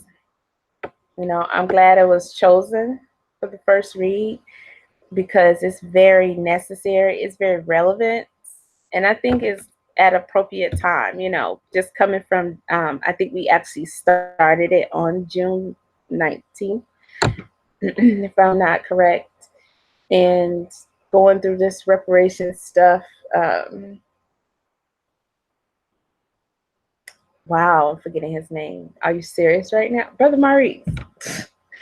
Yeah, he had a powerful show today. I didn't catch the whole thing, but he was going over some of the reparation hearing. I know y'all hear me tired. I'm sorry. I apologize for that. But yeah, he was going over some of that. I'm gonna try to catch the rest of it tomorrow. So I just think that, you know, a lot of things that are said in this book is relevant to our current state, how we got here, and what we're dealing with, especially with this reparation stuff. I mean, there's just so much that, you know, I would love to talk about, but of course now isn't the time. I'm trying to think of what is that they wrote, um, How to Train Us, and people were debating whether or not uh, it actually existed or not. I can't even think of what it was. I'll remember tomorrow, I guess. But this is like our version of it, right? In my opinion. Yeah. So this is, yeah, my first time reading this book. And yes, thank you, Derek. Willie Lynch. Yeah, this is like our version of it, right? Well, that's kind of the way I see it. And it's also like a crystal ball because, again, to be written in the 1900s and to be so spot on to what is happening right now. I mean, not only just what's happening right now, but everything that led how we got here, like how we are conditioned to be the way we are, which is why I referenced the Willie Lynch, or our version of the Willie Lynch letters or whatever it was, if you will. Um, but these type of reads are very important and very helpful, which is why educating yourself and educating your children is very important and helpful. It is essential to the very existence of you, you know, and your family. It really is. You know, just like I was saying about Dr. Kunjufu's books, you know, they're very helpful too. You know, there's so many out there, you know, so many. Um, there was a video that popped up in my feed by The Root. And only thing I could do was just like tell YouTube, like, look, just, hey, don't show me this channel anymore. I don't even know how you got here because I don't watch. I never would have asked to see a Root video, but it was just a bunch of alternative guys, if you will. And they were saying that there's no gay agenda, and all of that kind of stuff. And I could only think about just, you know, when they put out something like that and they're supposed to be a black media. I don't know if they're literally owned by black people, but they're supposed to be a black media. Um, you know, sometimes I pause a lot because um, there's there's so much I want to say, and I try to mind my words to not be so offensive, and it's irritating. It's real irritating because it's not. normal for me, right? And it's like, before, I really wouldn't have considered it. I would have just tactfully said what I feel like saying, because I don't care about freaking YouTube anyway. You're like, I mean, they've been had a bullseye on my back from day one. You know what I mean? And I'm definitely not gonna get any monetization for this video. But I mean, they my whole channel is just whatever, you know. And the more I do videos like this, the more like they're taking money out of my pot, and that's illegal. They can't do that, but they're doing it, right? So it's not really that. It's just that when you get to talking about stuff about when it comes to LGBTQ, whatever the other letters are, and all of that kind of stuff, gay agendas and things like that. It's like it's almost impossible in a way to speak on it, because if you express how you feel about it, then you're immediately offending everyone, unless you're in favor of it, unless you're welcoming. And that's not my stance. But at the same time, I'm not necessarily bashing anyone for what they're choosing, but I still have my opinions, and things that I need to voice about what is going on, right? And it's just annoying that you find yourself either not saying stuff sometimes, or trying to mind your words so much. And then it's like, the next thing you know, you're not socializing or being as involved with organizations as much as you were, because they want to be all inclusive. And if you haven't noticed, and I know this has nothing to do with this book reading, but I'm just on one right now, I guess, I don't know. um but it's like everything that I was doing electronically today, just today, I noticed everything is a rainbow. Every app, it's in unison across the globe in support of this, right? There was every email. I'm business, guys.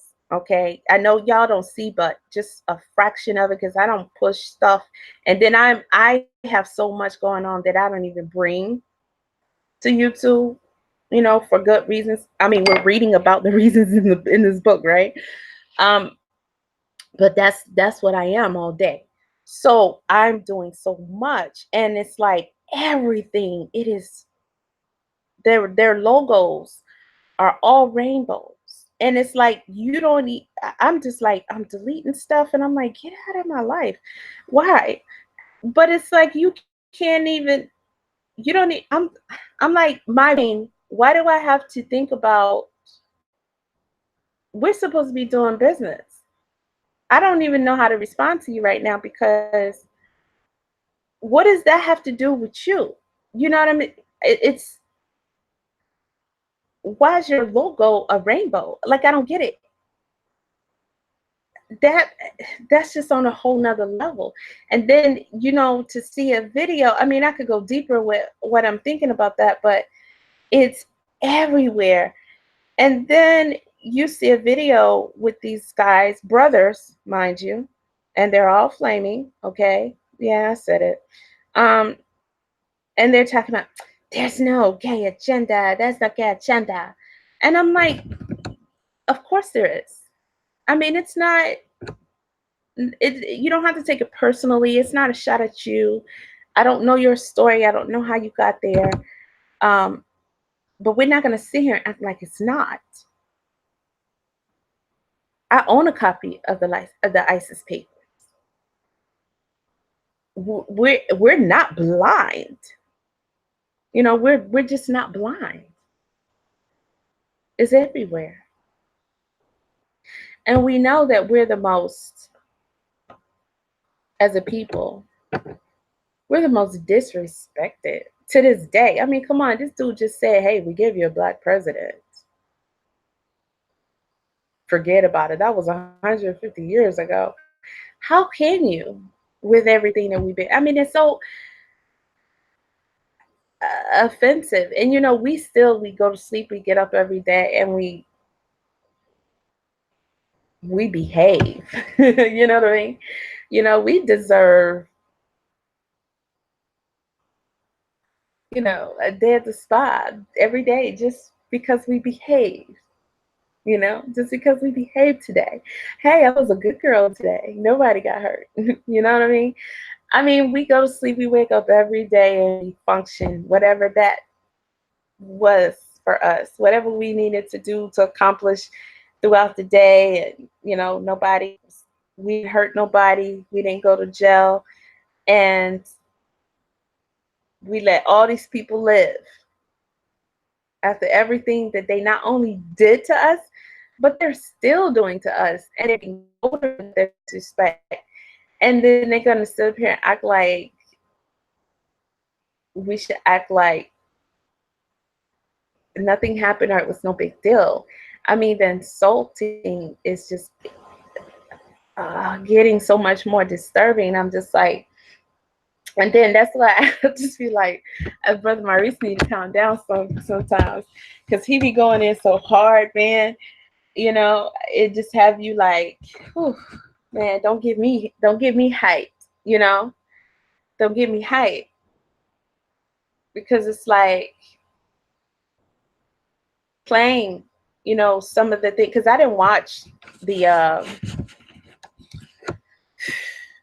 what do you call it? The reparation or whatever that show was supposed to be.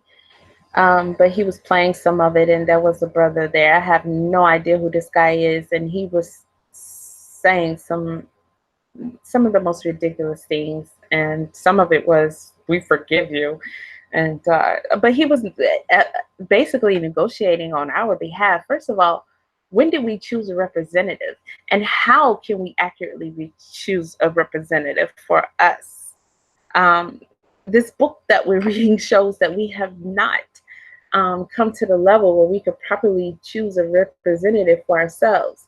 And the people who have been trying to represent us and talk to Trump and all this other silly stuff, we don't prove these people.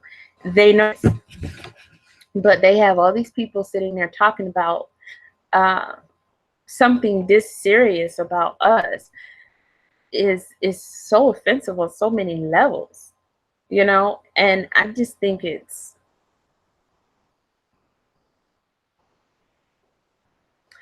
on one hand, I understand how a great majority of people can say, "Oh, we're happy that we made it this far, and this is a start, and it's not going to happen in our generation, but maybe we're," you know, take that maybe, and you know, I don't mean any harm, but take it and just place it in the, you know, trash receptacle somewhere. How about that?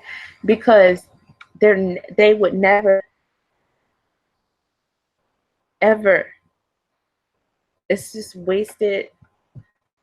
You know, they're much better at this than you are. They've been doing this since forever. I mean, they used to just take what they wanted, but you know, they become negotiators and fake negotiators and all this other kind of stuff. But so they're gonna play with you, but it's never gonna happen. And the fact that we're entertaining this conversation and to be insulted, you know, and to have this chick say we won, you guys lost, shit like that. Like, you know, I mean,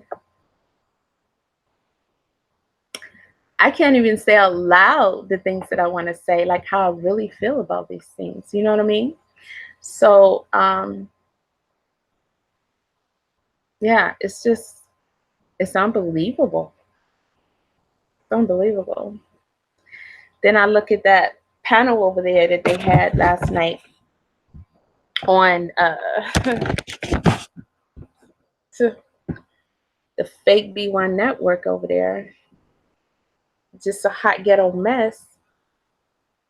And, that's, again, we're reading about that in this book. We're reading about it, That's, but that's.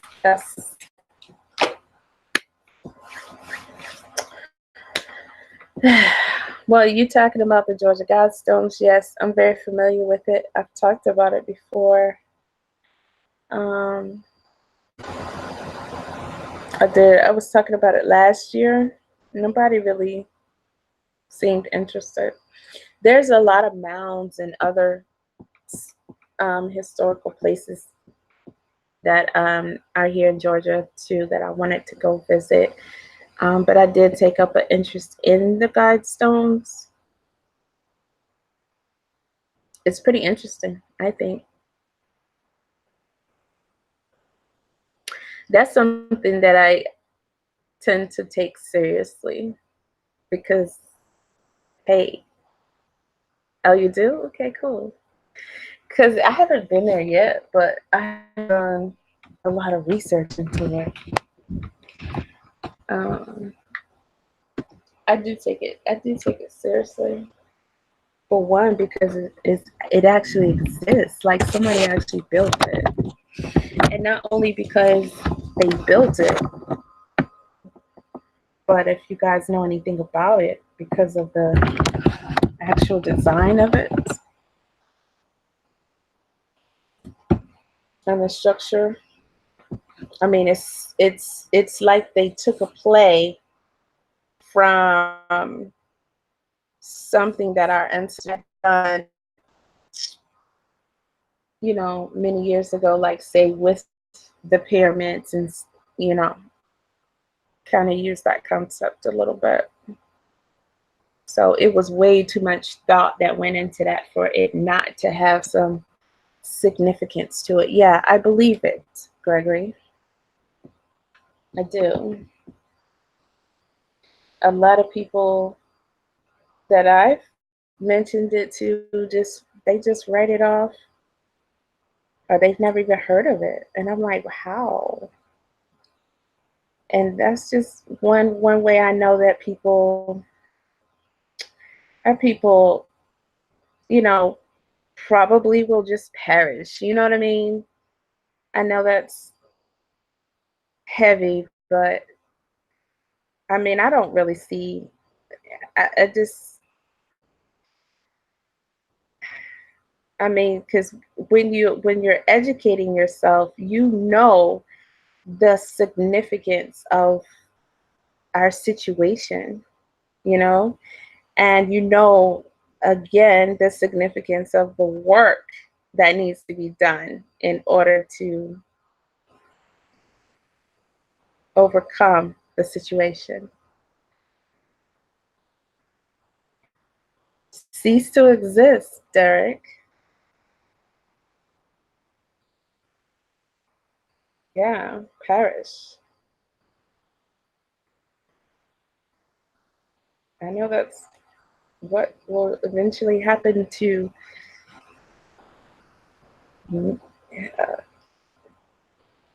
bloodline like mine. I mean, there's no way someone, if you're built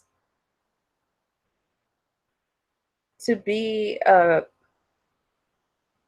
servant of this life, then I guess you'll enjoy it. You know what I mean?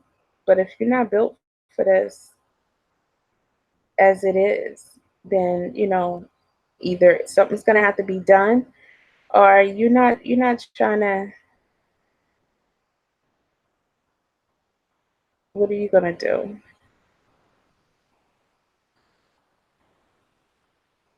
I mean, because not just one person, not just a couple of people, we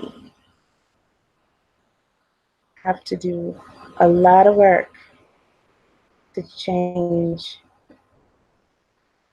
a lot of things that happen to us. And I hear people talk all the time.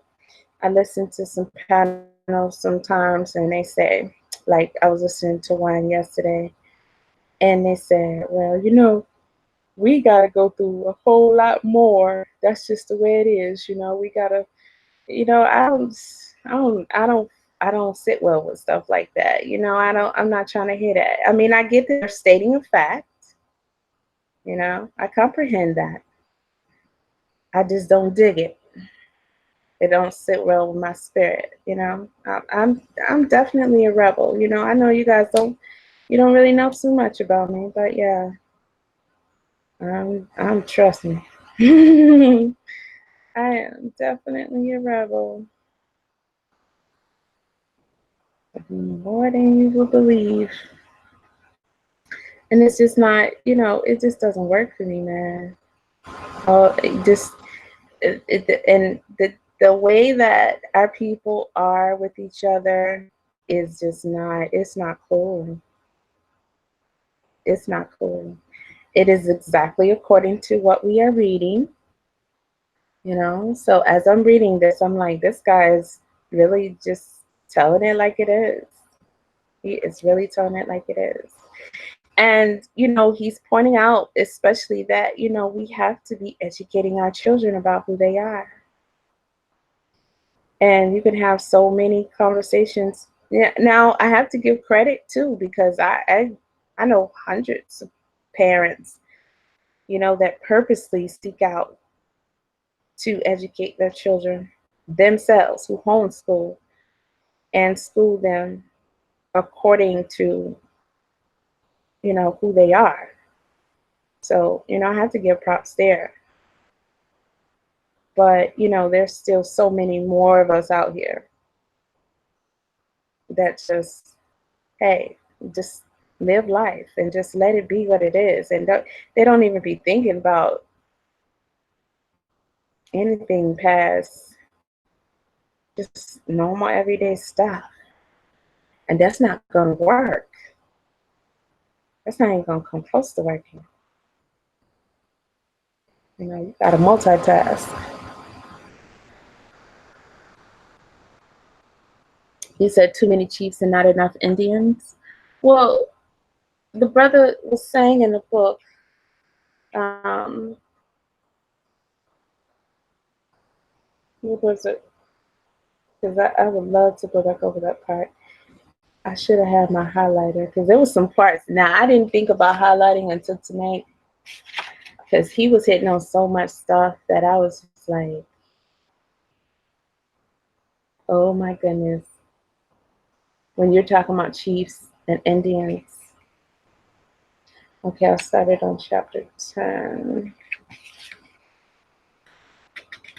I'm going to grab me a highlighter too because when I find it, I'm going to get it. And I found one misspelled word too.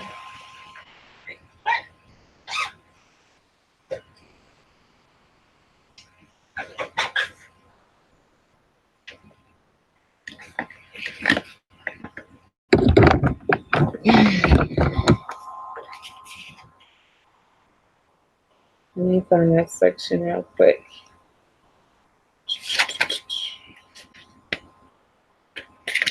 I think it's in chapter 11. Yep. Chapter 11, the need for service rather than leadership. He was killing it. Oh, boy, he was killing it. He was going in. So,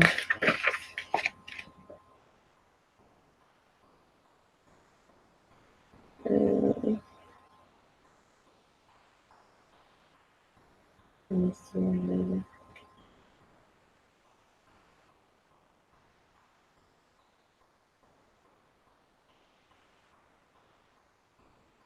Yeah, he says Negroes at this point of view have developed in part of the country where it is the thought that the most distinguished persons in the community are those who hold and exploit the local offices of those who are further honored with positions in the state and the nation.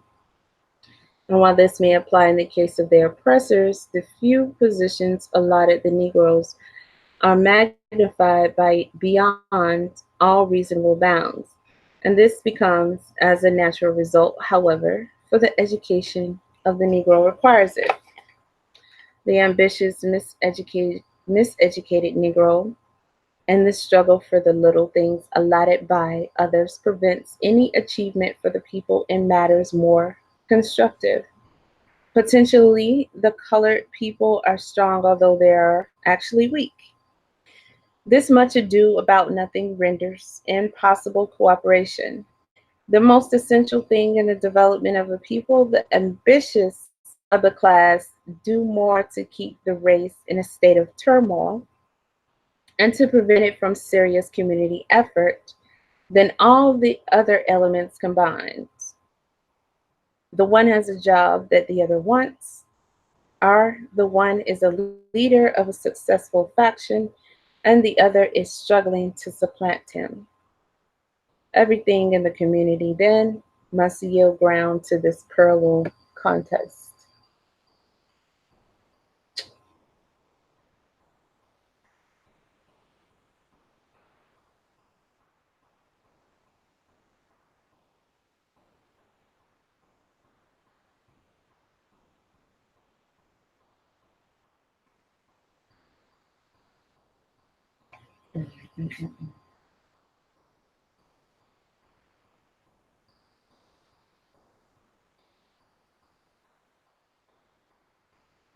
That is another part. Um,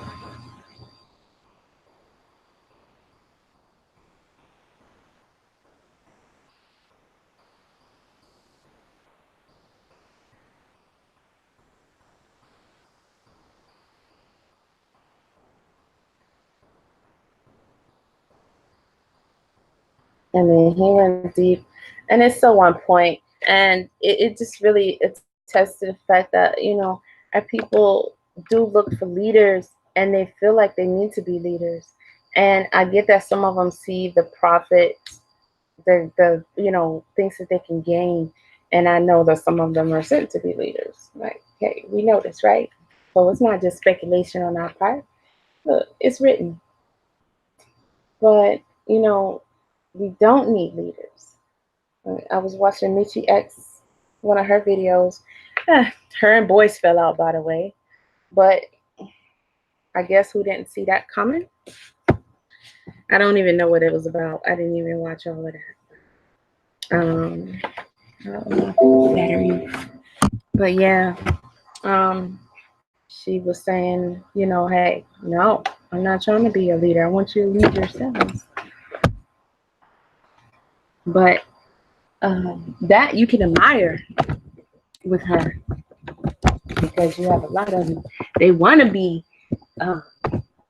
more than you, bigger than you.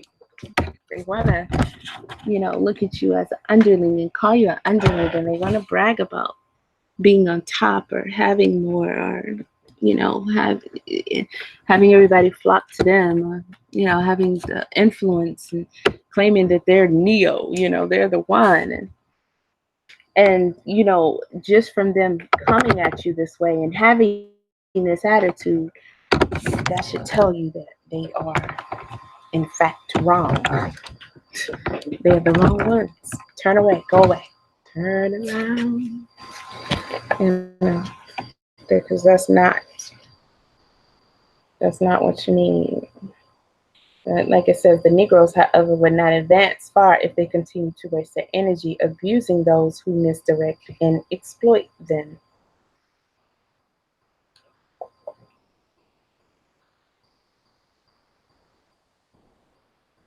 Negroes often find themselves giving money and moral support to various persons and institutions which influence the course of the race in the wrong way. They do not often ask themselves whether the support thus given will redound in the long run of the good of the people with whom they are identified. They do not inquire whether the assistance thus given offers temporary relief, but eventually results in irreparable loss. Like that doggone school. Like the Umar school. If the Negro could abandon the idea of leadership and instead stimulate a larger number of the race to take up definite tasks, and sacrifice their time and energy in doing these things efficiently, the race might accomplish something. The race needs workers, not leaders. Such workers will solve problems, which race leaders talk about, and raise money that enables them to talk and talk more about. Okay, does that sound like a plethora of what we have been getting over the years? Speakers, bunch of motivational stuff. Highlight the mess out of this paragraph. When you hear a man talking, then always inquire to what he is doing or what he has done for humanity. Oratory and resolutions do not avail much. If they did, the Negro race would be in a paradise on earth. It may be well to repeat here the saying that old men talk of what they have done, young men of what they are doing, and fools of what they expect to do. The Negro race has a larger share of the last mentioned class. If we can finally succeed in translating the idea of leadership into that of service, we may soon find it possible to lift the Negro to a higher level. Under leadership, we have come into the ghetto. By service within the ranks, we may work our way out of it. Under leadership, we have come to be constrained to do the bidings of others. By service, we may work out a program in the light of our own circumstances. Under leadership, we have become poverty-stricken. By service, we may teach the masses how to earn a living honestly. Under leadership, we have been made to despise our own possibilities and to develop into parasites. By service, we may provide sufficient unto the task of self-development and contribute our part to modern culture.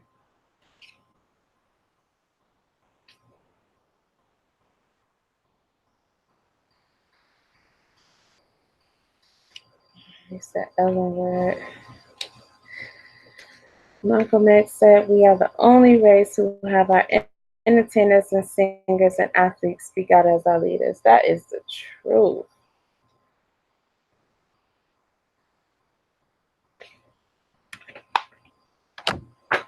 That's the truth.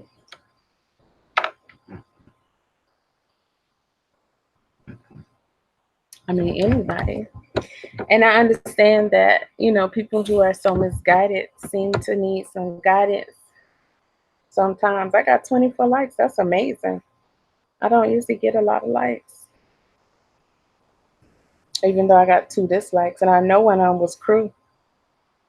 I wish he just stopped coming over here. Like, who is so mad that they can't associate with me anymore, that they just keep coming over to all my videos and disliking them? Like, that's so silly. And then I don't know what a second like. I usually just get 1 like, 1 dislike, and so I know that be from Crew. The second dislike, I don't know, probably from was that YouTube guy because he got timed out. Or it could have been somebody, that's not one of us that came through and was like, hold on, what in tarnation are they reading over here? Breathing all the white man's air. He said, John Henry Clark said, we need 2 generations of Black people to die off to make the changes needed. Well, we've had generations and generations and generations die off, and we are only getting worse. So they can keep dying. Well, hey, we can keep dying. But until we begin effectively instilling what we need to into our future generations, we're not going to be building up, the ones that we need to take it to the right direction. So that's what we need to be doing, having these babies for one, and, raising and teaching them right. Because unless we're doing that, we're just defeating the purpose. So, mentoring other children, and raising our other ones right, you know. I got a auntie right now. My mother's oldest, no, second oldest sister. And my mother's gone. She been gone. 15, yeah, 15 years my mother's been gone. But her second oldest sister is on life support right now. So, you know, we losing them. We should be creating and teaching them.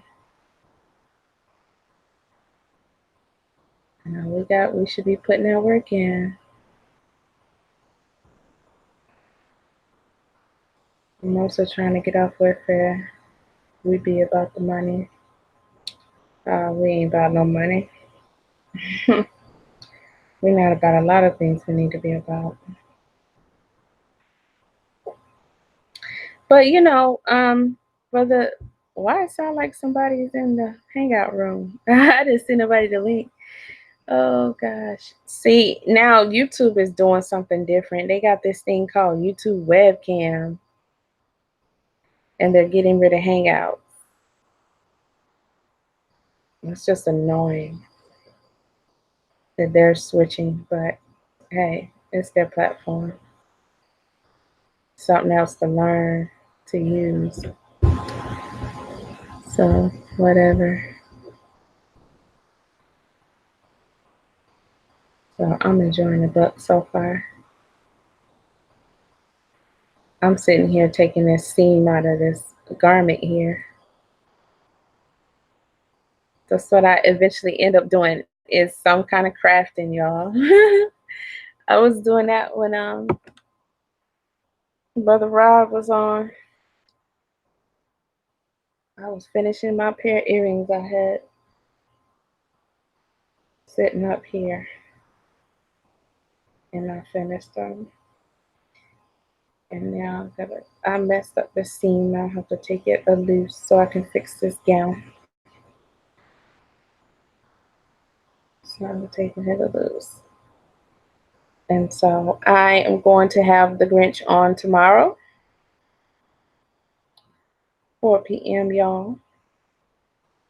Make sure y'all check that video out. He is doing all kinds of stuff. And for those of y'all who may have seen the Grinch here before, y'all gonna be shocked because the Grinch now is showing his face. He has his real face on YouTube. He does not have the you're the mean one, Mr. Grinch. He does not have that Grinch on his profile picture anymore. And he started out as that Grinch.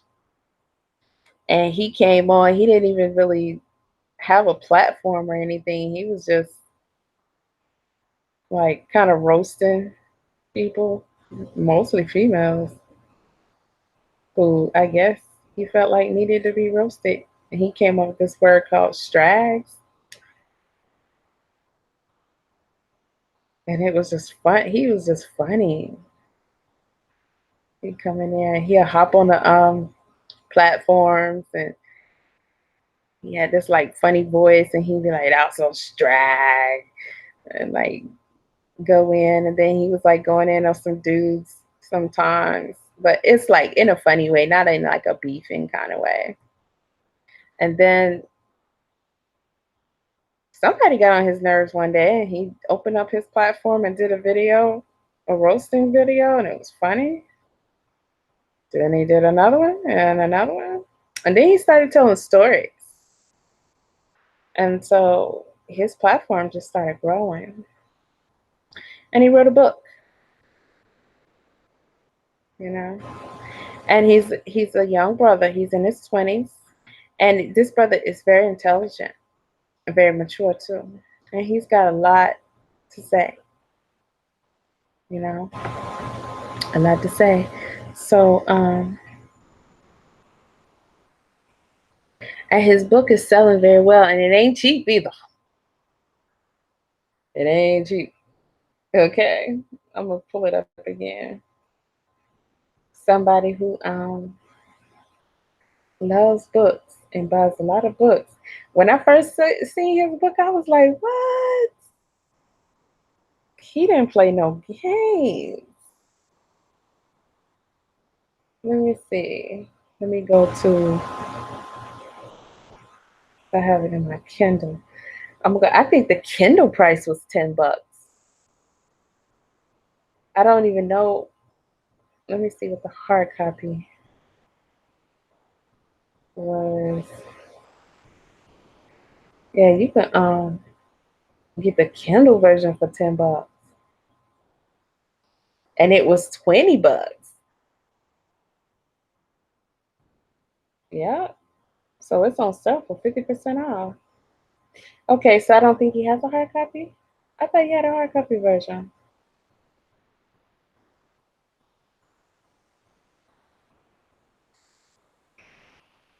I could have swore it did. Let me see. And that now this is what you call support, because if you go in there, let me see if I can get a link to it. I'm gonna put a link in the chat. They gave him a lot of reviews. And see, that's what I'm talking about. That's what I'm talking about. Because I'm in the app. So I'm trying to figure out how do I share the link.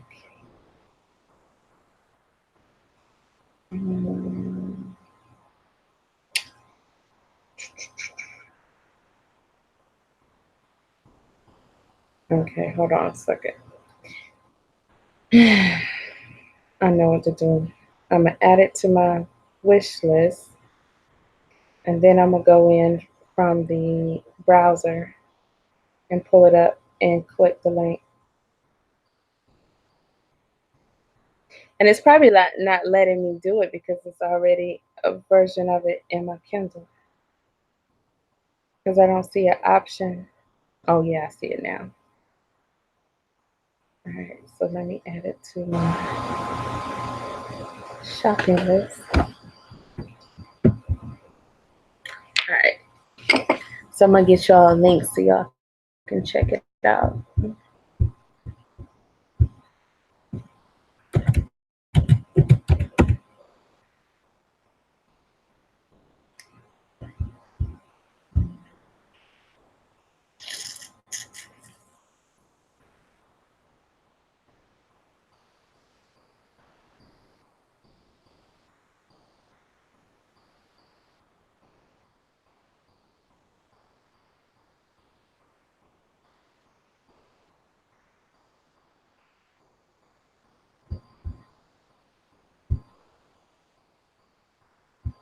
Oh, it's taking its time. I need to be playing y'all some music while I'm doing all of this. Oh, let me get y'all some sounds.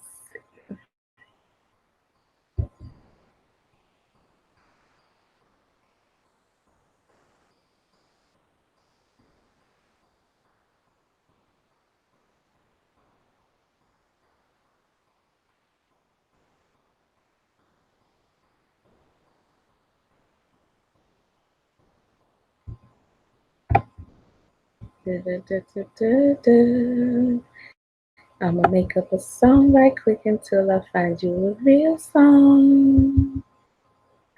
When Eddie Murphy said, and G.I. Joe went under the water, and he saw the bubbles. It said bloop, and he wanted to know from whence the bubbles came. And G.I. Joe got stuck. And G.I. Joe got stuck. Alright, I'm about to bring up something.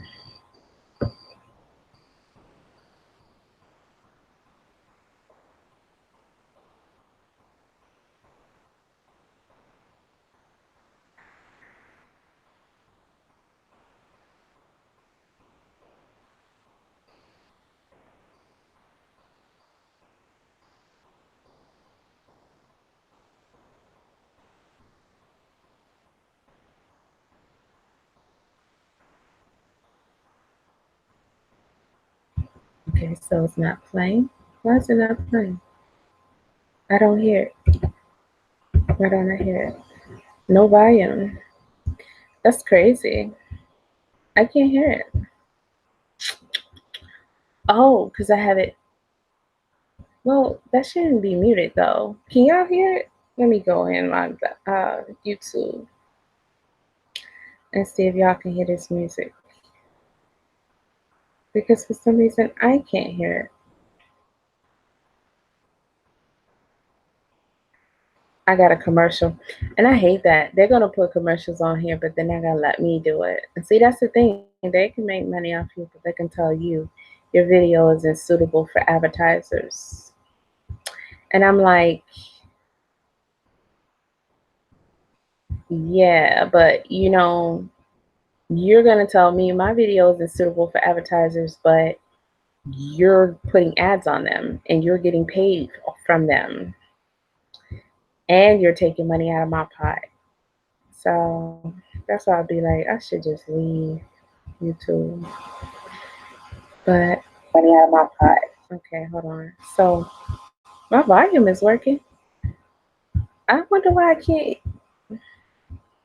can't hear the song because it's playing. That's weird. That's really weird. Let's try another song and see if it was just that song. But I played that song before. I should play Prince since they'll probably shut my whole thing down. You know, they killed him so they can get paid. They're not gonna let me play his song.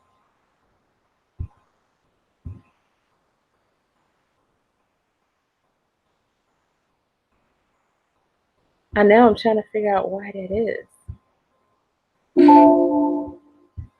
It's not wanting to play anything. That's crazy. Can you tell me about some history of Civil War?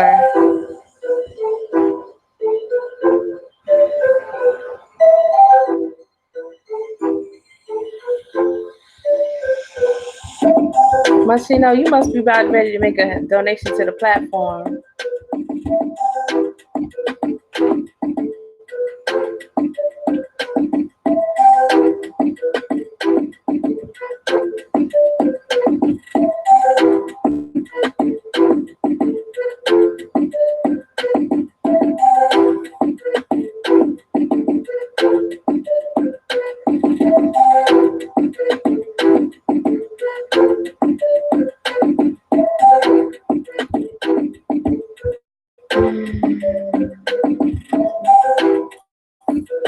Oh no, I meant to log into Amazon, not Kindle.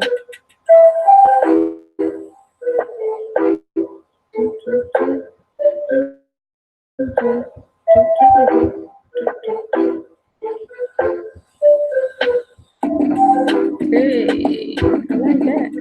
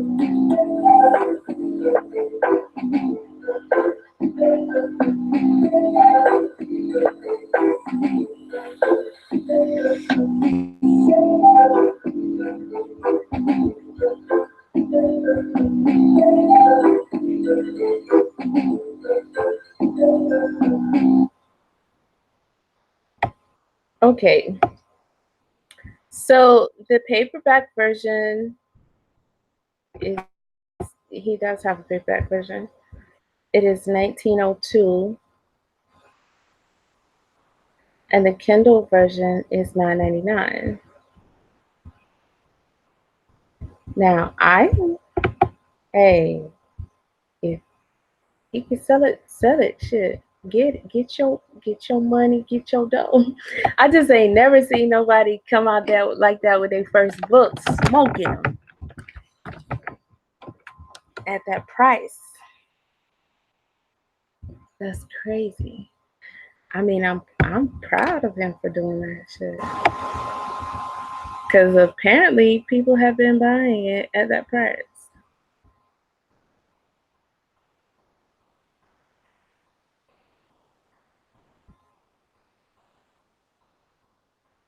I mean, I buy a lot of books, y'all. So, yeah. Um, he getting paid right now.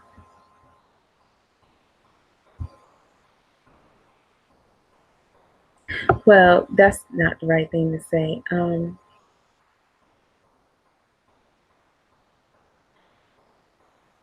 The right thing to say is that's wonderful that he can sell the book at that price.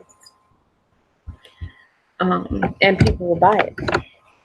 And that's saying something good about us, right? Our people are supporting it. And the thing too is, if you guys are Kindle readers, it's saying on here, if you buy the Kindle version, I don't know if it's gonna be for everybody. I guess it depends on your account, how often you get down with books, because I get down with books. But it says for me in my account, I'm looking at it. It says you earn a $7.49 credit if you buy the Kindle version. So I don't know if it's gonna show up like that for everybody. And the Kindle version is $9.99. But this book is for guys. I mean, I guess some females can read it. He said females have read it. The subject matter is not for me. It's like it doesn't pertain to me, so that's why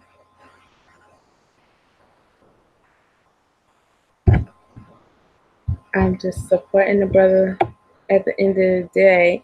But there's a very long description here. I'm trying to tell you. That's very, can help you out. It says one of the first red pill books geared specifically towards Black men. The Wretched's Rogue is a practical and witty analysis of the current state of femininity in Black America and an empowering address to Black men across the diaspora on manhood, self-worth, and self-realization. The Ratchet's Rogue takes unwavering aim at the dysfunction of the Black community, and in doing so directly contradicts the niggas ain't shit narrative. See, yeah, I don't hold no narrative like that at all. Written by the infamous YouTube personality and roaster known as the Grinch God P. The Ratchet's Rogue is an educational and hilarious assault on those that have prided themselves on perpetrating. I don't know what's wrong with me in words lately. I'm getting tongue tied like a mile, short stop and everything. All right. The dysfunction that has destroyed the countless lives of Black men. The biblical character Jezebel is often associated with evil, prostitution, witchcraft. What? Jezebel did witchcraft? Let me find out. And ruthlessness, the same unflattering traits that can be seen in a modern ratchet woman. I don't think no ratchet woman know how to do no real witchcraft. Because if she did, she would be putting it on some of the dudes she complained about.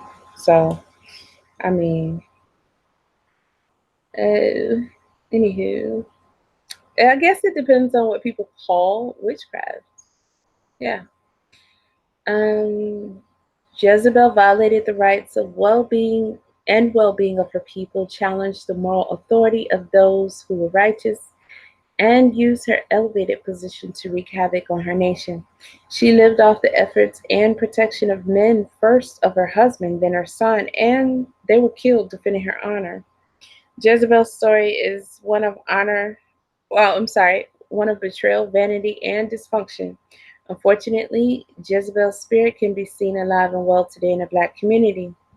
If you aren't tired of the "not all women are like that" arguments, the sip sermons, the lack of Black female accountability, or the general feel-goodery nonsense that we are all force-fed via television, internet media, and genocentric culture, then by all means close this book now and continue to subjugate yourself to succubus hell. For all I care, you could crawl back into that most oblivion with the ogre odor you adore so much. You know that harlot's hole that your latest drag refers to as her sweet peach. However, if you want to maneuver like a boss and let the simp pay the cost, then all you have to do is pay attention. This is the prescription that you need. This is my first time reading that description. Okay. So I can't wait for Grinch to come on tomorrow and better explain this because I'll be honest with you, I don't really know what the heck he's talking about right now. I kind of got lost there. So, um, and I'm not really familiar with the story of Jezebel, except for vaguely. So, but I do listen to Grinch's videos sometimes, and he did a recent interview about this book. I didn't catch the whole thing, but I listened to a lot of it. So I pretty much got his mindset on it, but there's still a lot about it that I'm lost about. So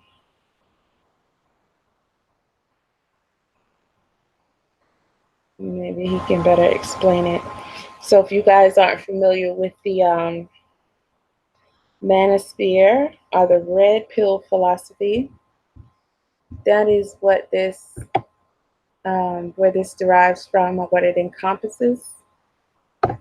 And he has said so himself in this description that this is a red pill type philosophy. Now, this has nothing to do with this, like the subject that we were already discussing, or does it? I don't know. We'll have to ask him that. Maybe he has a different opinion. Maybe he feels like, or they feel like, things that they discuss are helpful for the Black man and woman, for their relationship, for the family structure. I don't know. That's guy stuff right there. So, yeah, we'll see. I did notice something interesting. He said,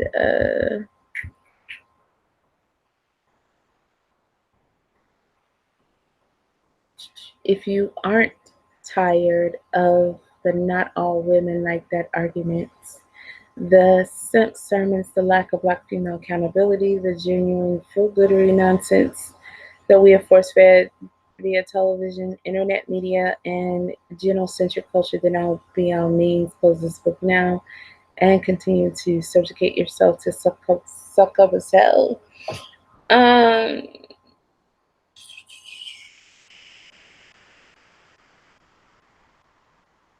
hmm. The not all women part aren't like that part. So is that to say all women are like that? That's my question. So the same for guys? Are guys special? Are guys different? Are all guys like whatever his opposing women parties are saying about them? I mean, fair is fair. I would think not. Because you can't get mad at somebody for telling the truth about you, right? So if the females were not being honest, then, you know, there's no one thing that could apply to everybody. So do the people in the red pill say all women are like such and such, such and such? So we gonna find out tomorrow, y'all. But later on today, we're gonna find out. We're gonna talk to the Grinch, and he's gonna let us know. I'm curious about that part.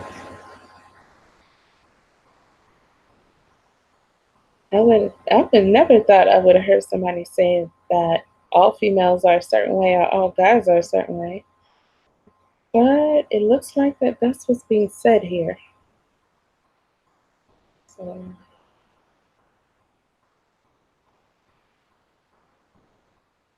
but I will be reading. I do have like I have a sample downloaded. I don't have the whole thing. Like I said, it's not my kind of book, but I'm gonna read the sample. I'll probably end up getting the book just to be supportive, but I'm gonna see. I'm gonna read the sample and see what it is. The never get married and have kids mantra. I,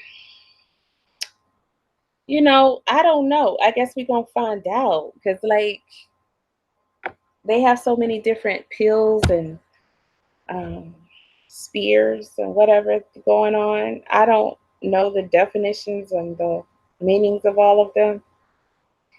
And I honestly don't care. Not to say it's not important because it's important to them, but I mean, I'm not a dude, so I'm not trying to join any clubs, any of their clubs, so it doesn't matter to me. Um, so when they have their secret meetings or whatever, I don't be trying to get in. Like, I don't.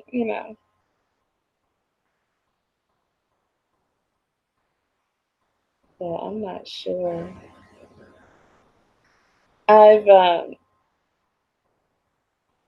lent my ear a time or two to get a basic concept of some of it to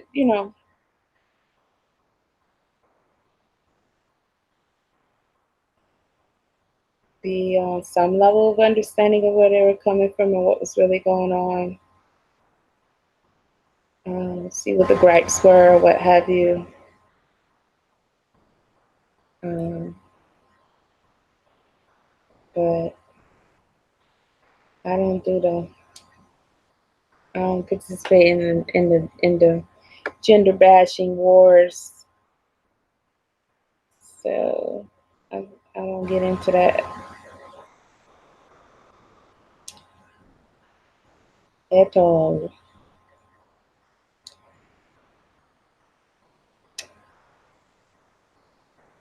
So I'm gonna be in class tomorrow, in session learning firsthand. Just like I'm sure a lot of you guys will be learning what this red pill be like and what is Rich talking about in this book.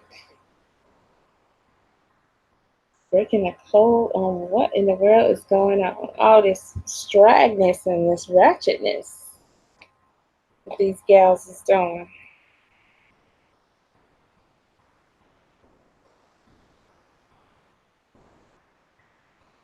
You know?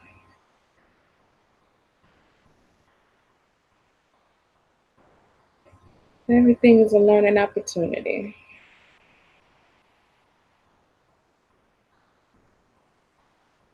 It really is. So what are you guys all doing up anyway? You say he's a fool of it. uh, I don't know. I think for the most part they all take their physicians seriously in their opinions. And I don't, I mean, you definitely can't try to knock something that you don't really fully understand. That's not even like intellectually responsible, but um, it's just not etiquette. It's not mature. It's not fair. So, everybody has a gripe on something. And just like there's some females clearly somewhere saying something about them, they got problems with the females too. So,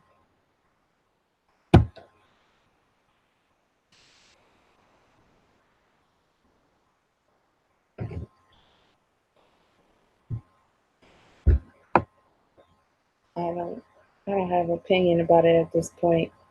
Either way, I never thought to have an opinion about it because I'm not a dude, so I can't tell them how to think and feel. What was that movie? Tell me how to think and feel.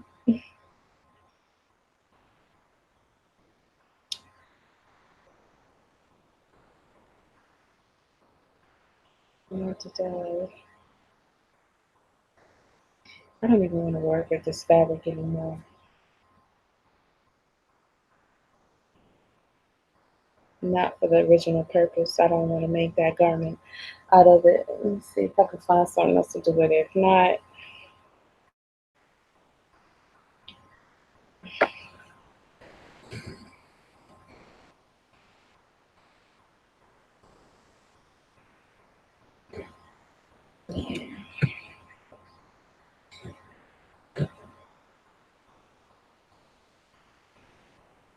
no, I really don't. I'm gonna finish taking it apart. I'm probably gonna use this for something else. I'm not quite sure what yet, but probably because it's too hot for all this. So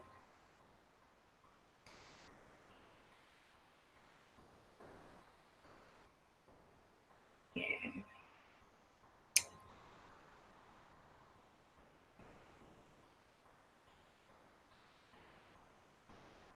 So tomorrow is Thursday. Today is Thursday. Wow, time is really going down. Oh my goodness.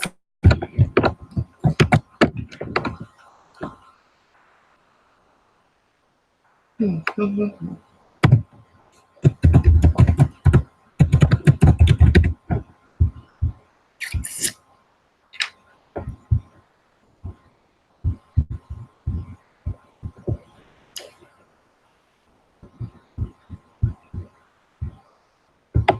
So let me see something real quick. So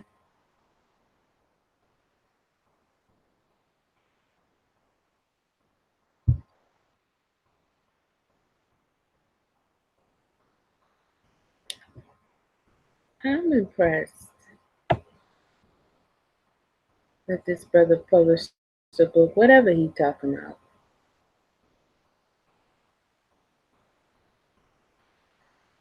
I clicked on this and it says another suggestion came up. Teaching boys who struggle in school strategies that turn underachievers into successful learners by Catherine Palmer Cleveland.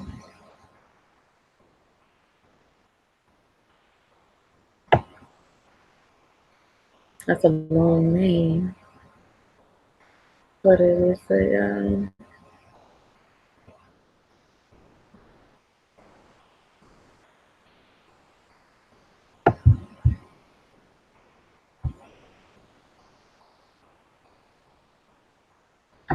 that's right. I do have Kindle Unlimited. I forgot.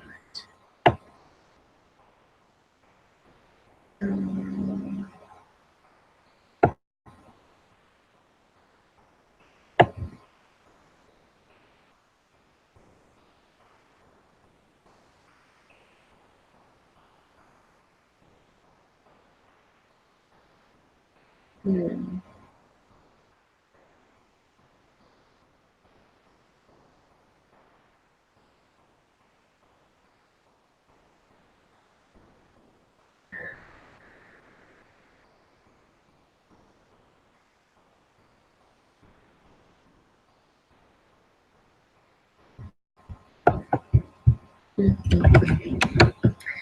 People really underestimate the importance of further educating yourself, especially when you're parenting. You know, you're responsible for raising people. Well, I mean, in general, you know, you have influence over um, people, nieces, cousins, nephews, whatever. So you still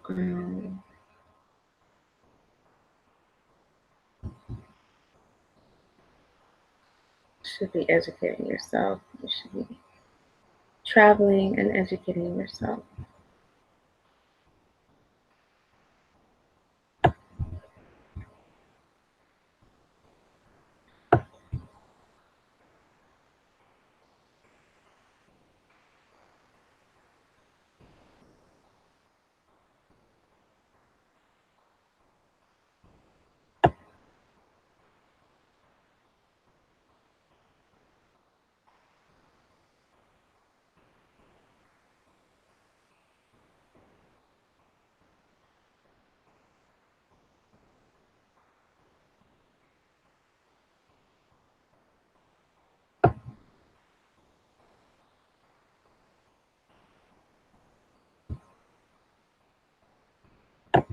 Hmm.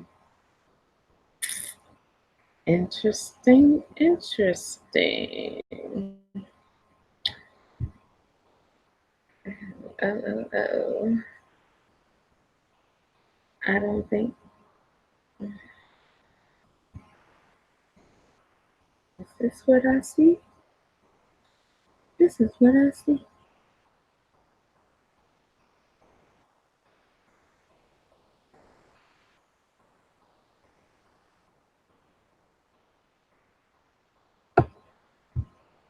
Hmm. Really? Why am I still alive? And, and there's three people still in the help you check out Pimp God channel.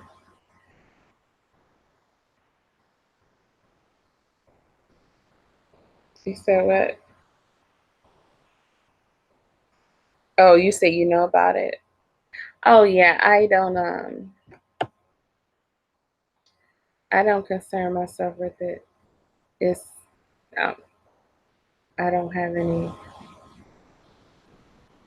you know, like I said, they don't have nothing to do with me.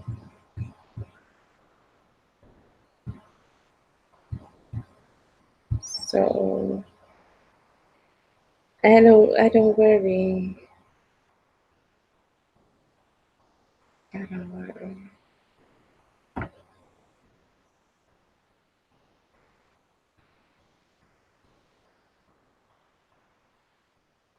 So Mochio Pro TV, that was an interesting question to come in here with.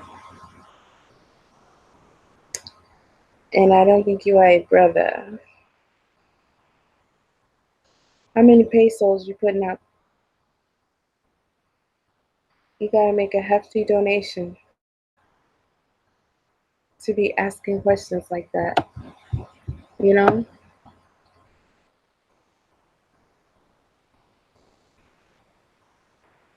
Yeah.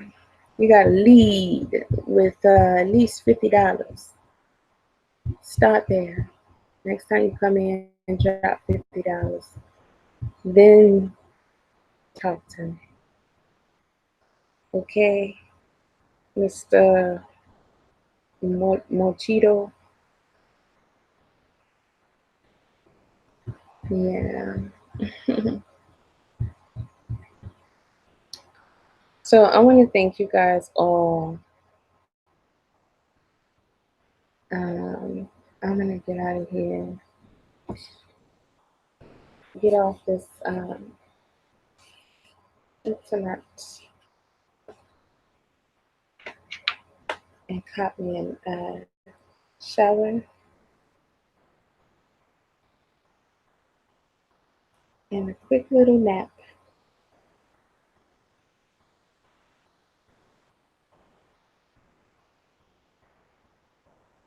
So I can hit the ground running tomorrow.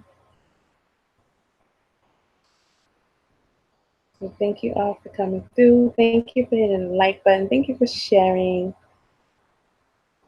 and subscribing if you haven't already. Subscribe, click in the notification bell. And I will see you guys next time.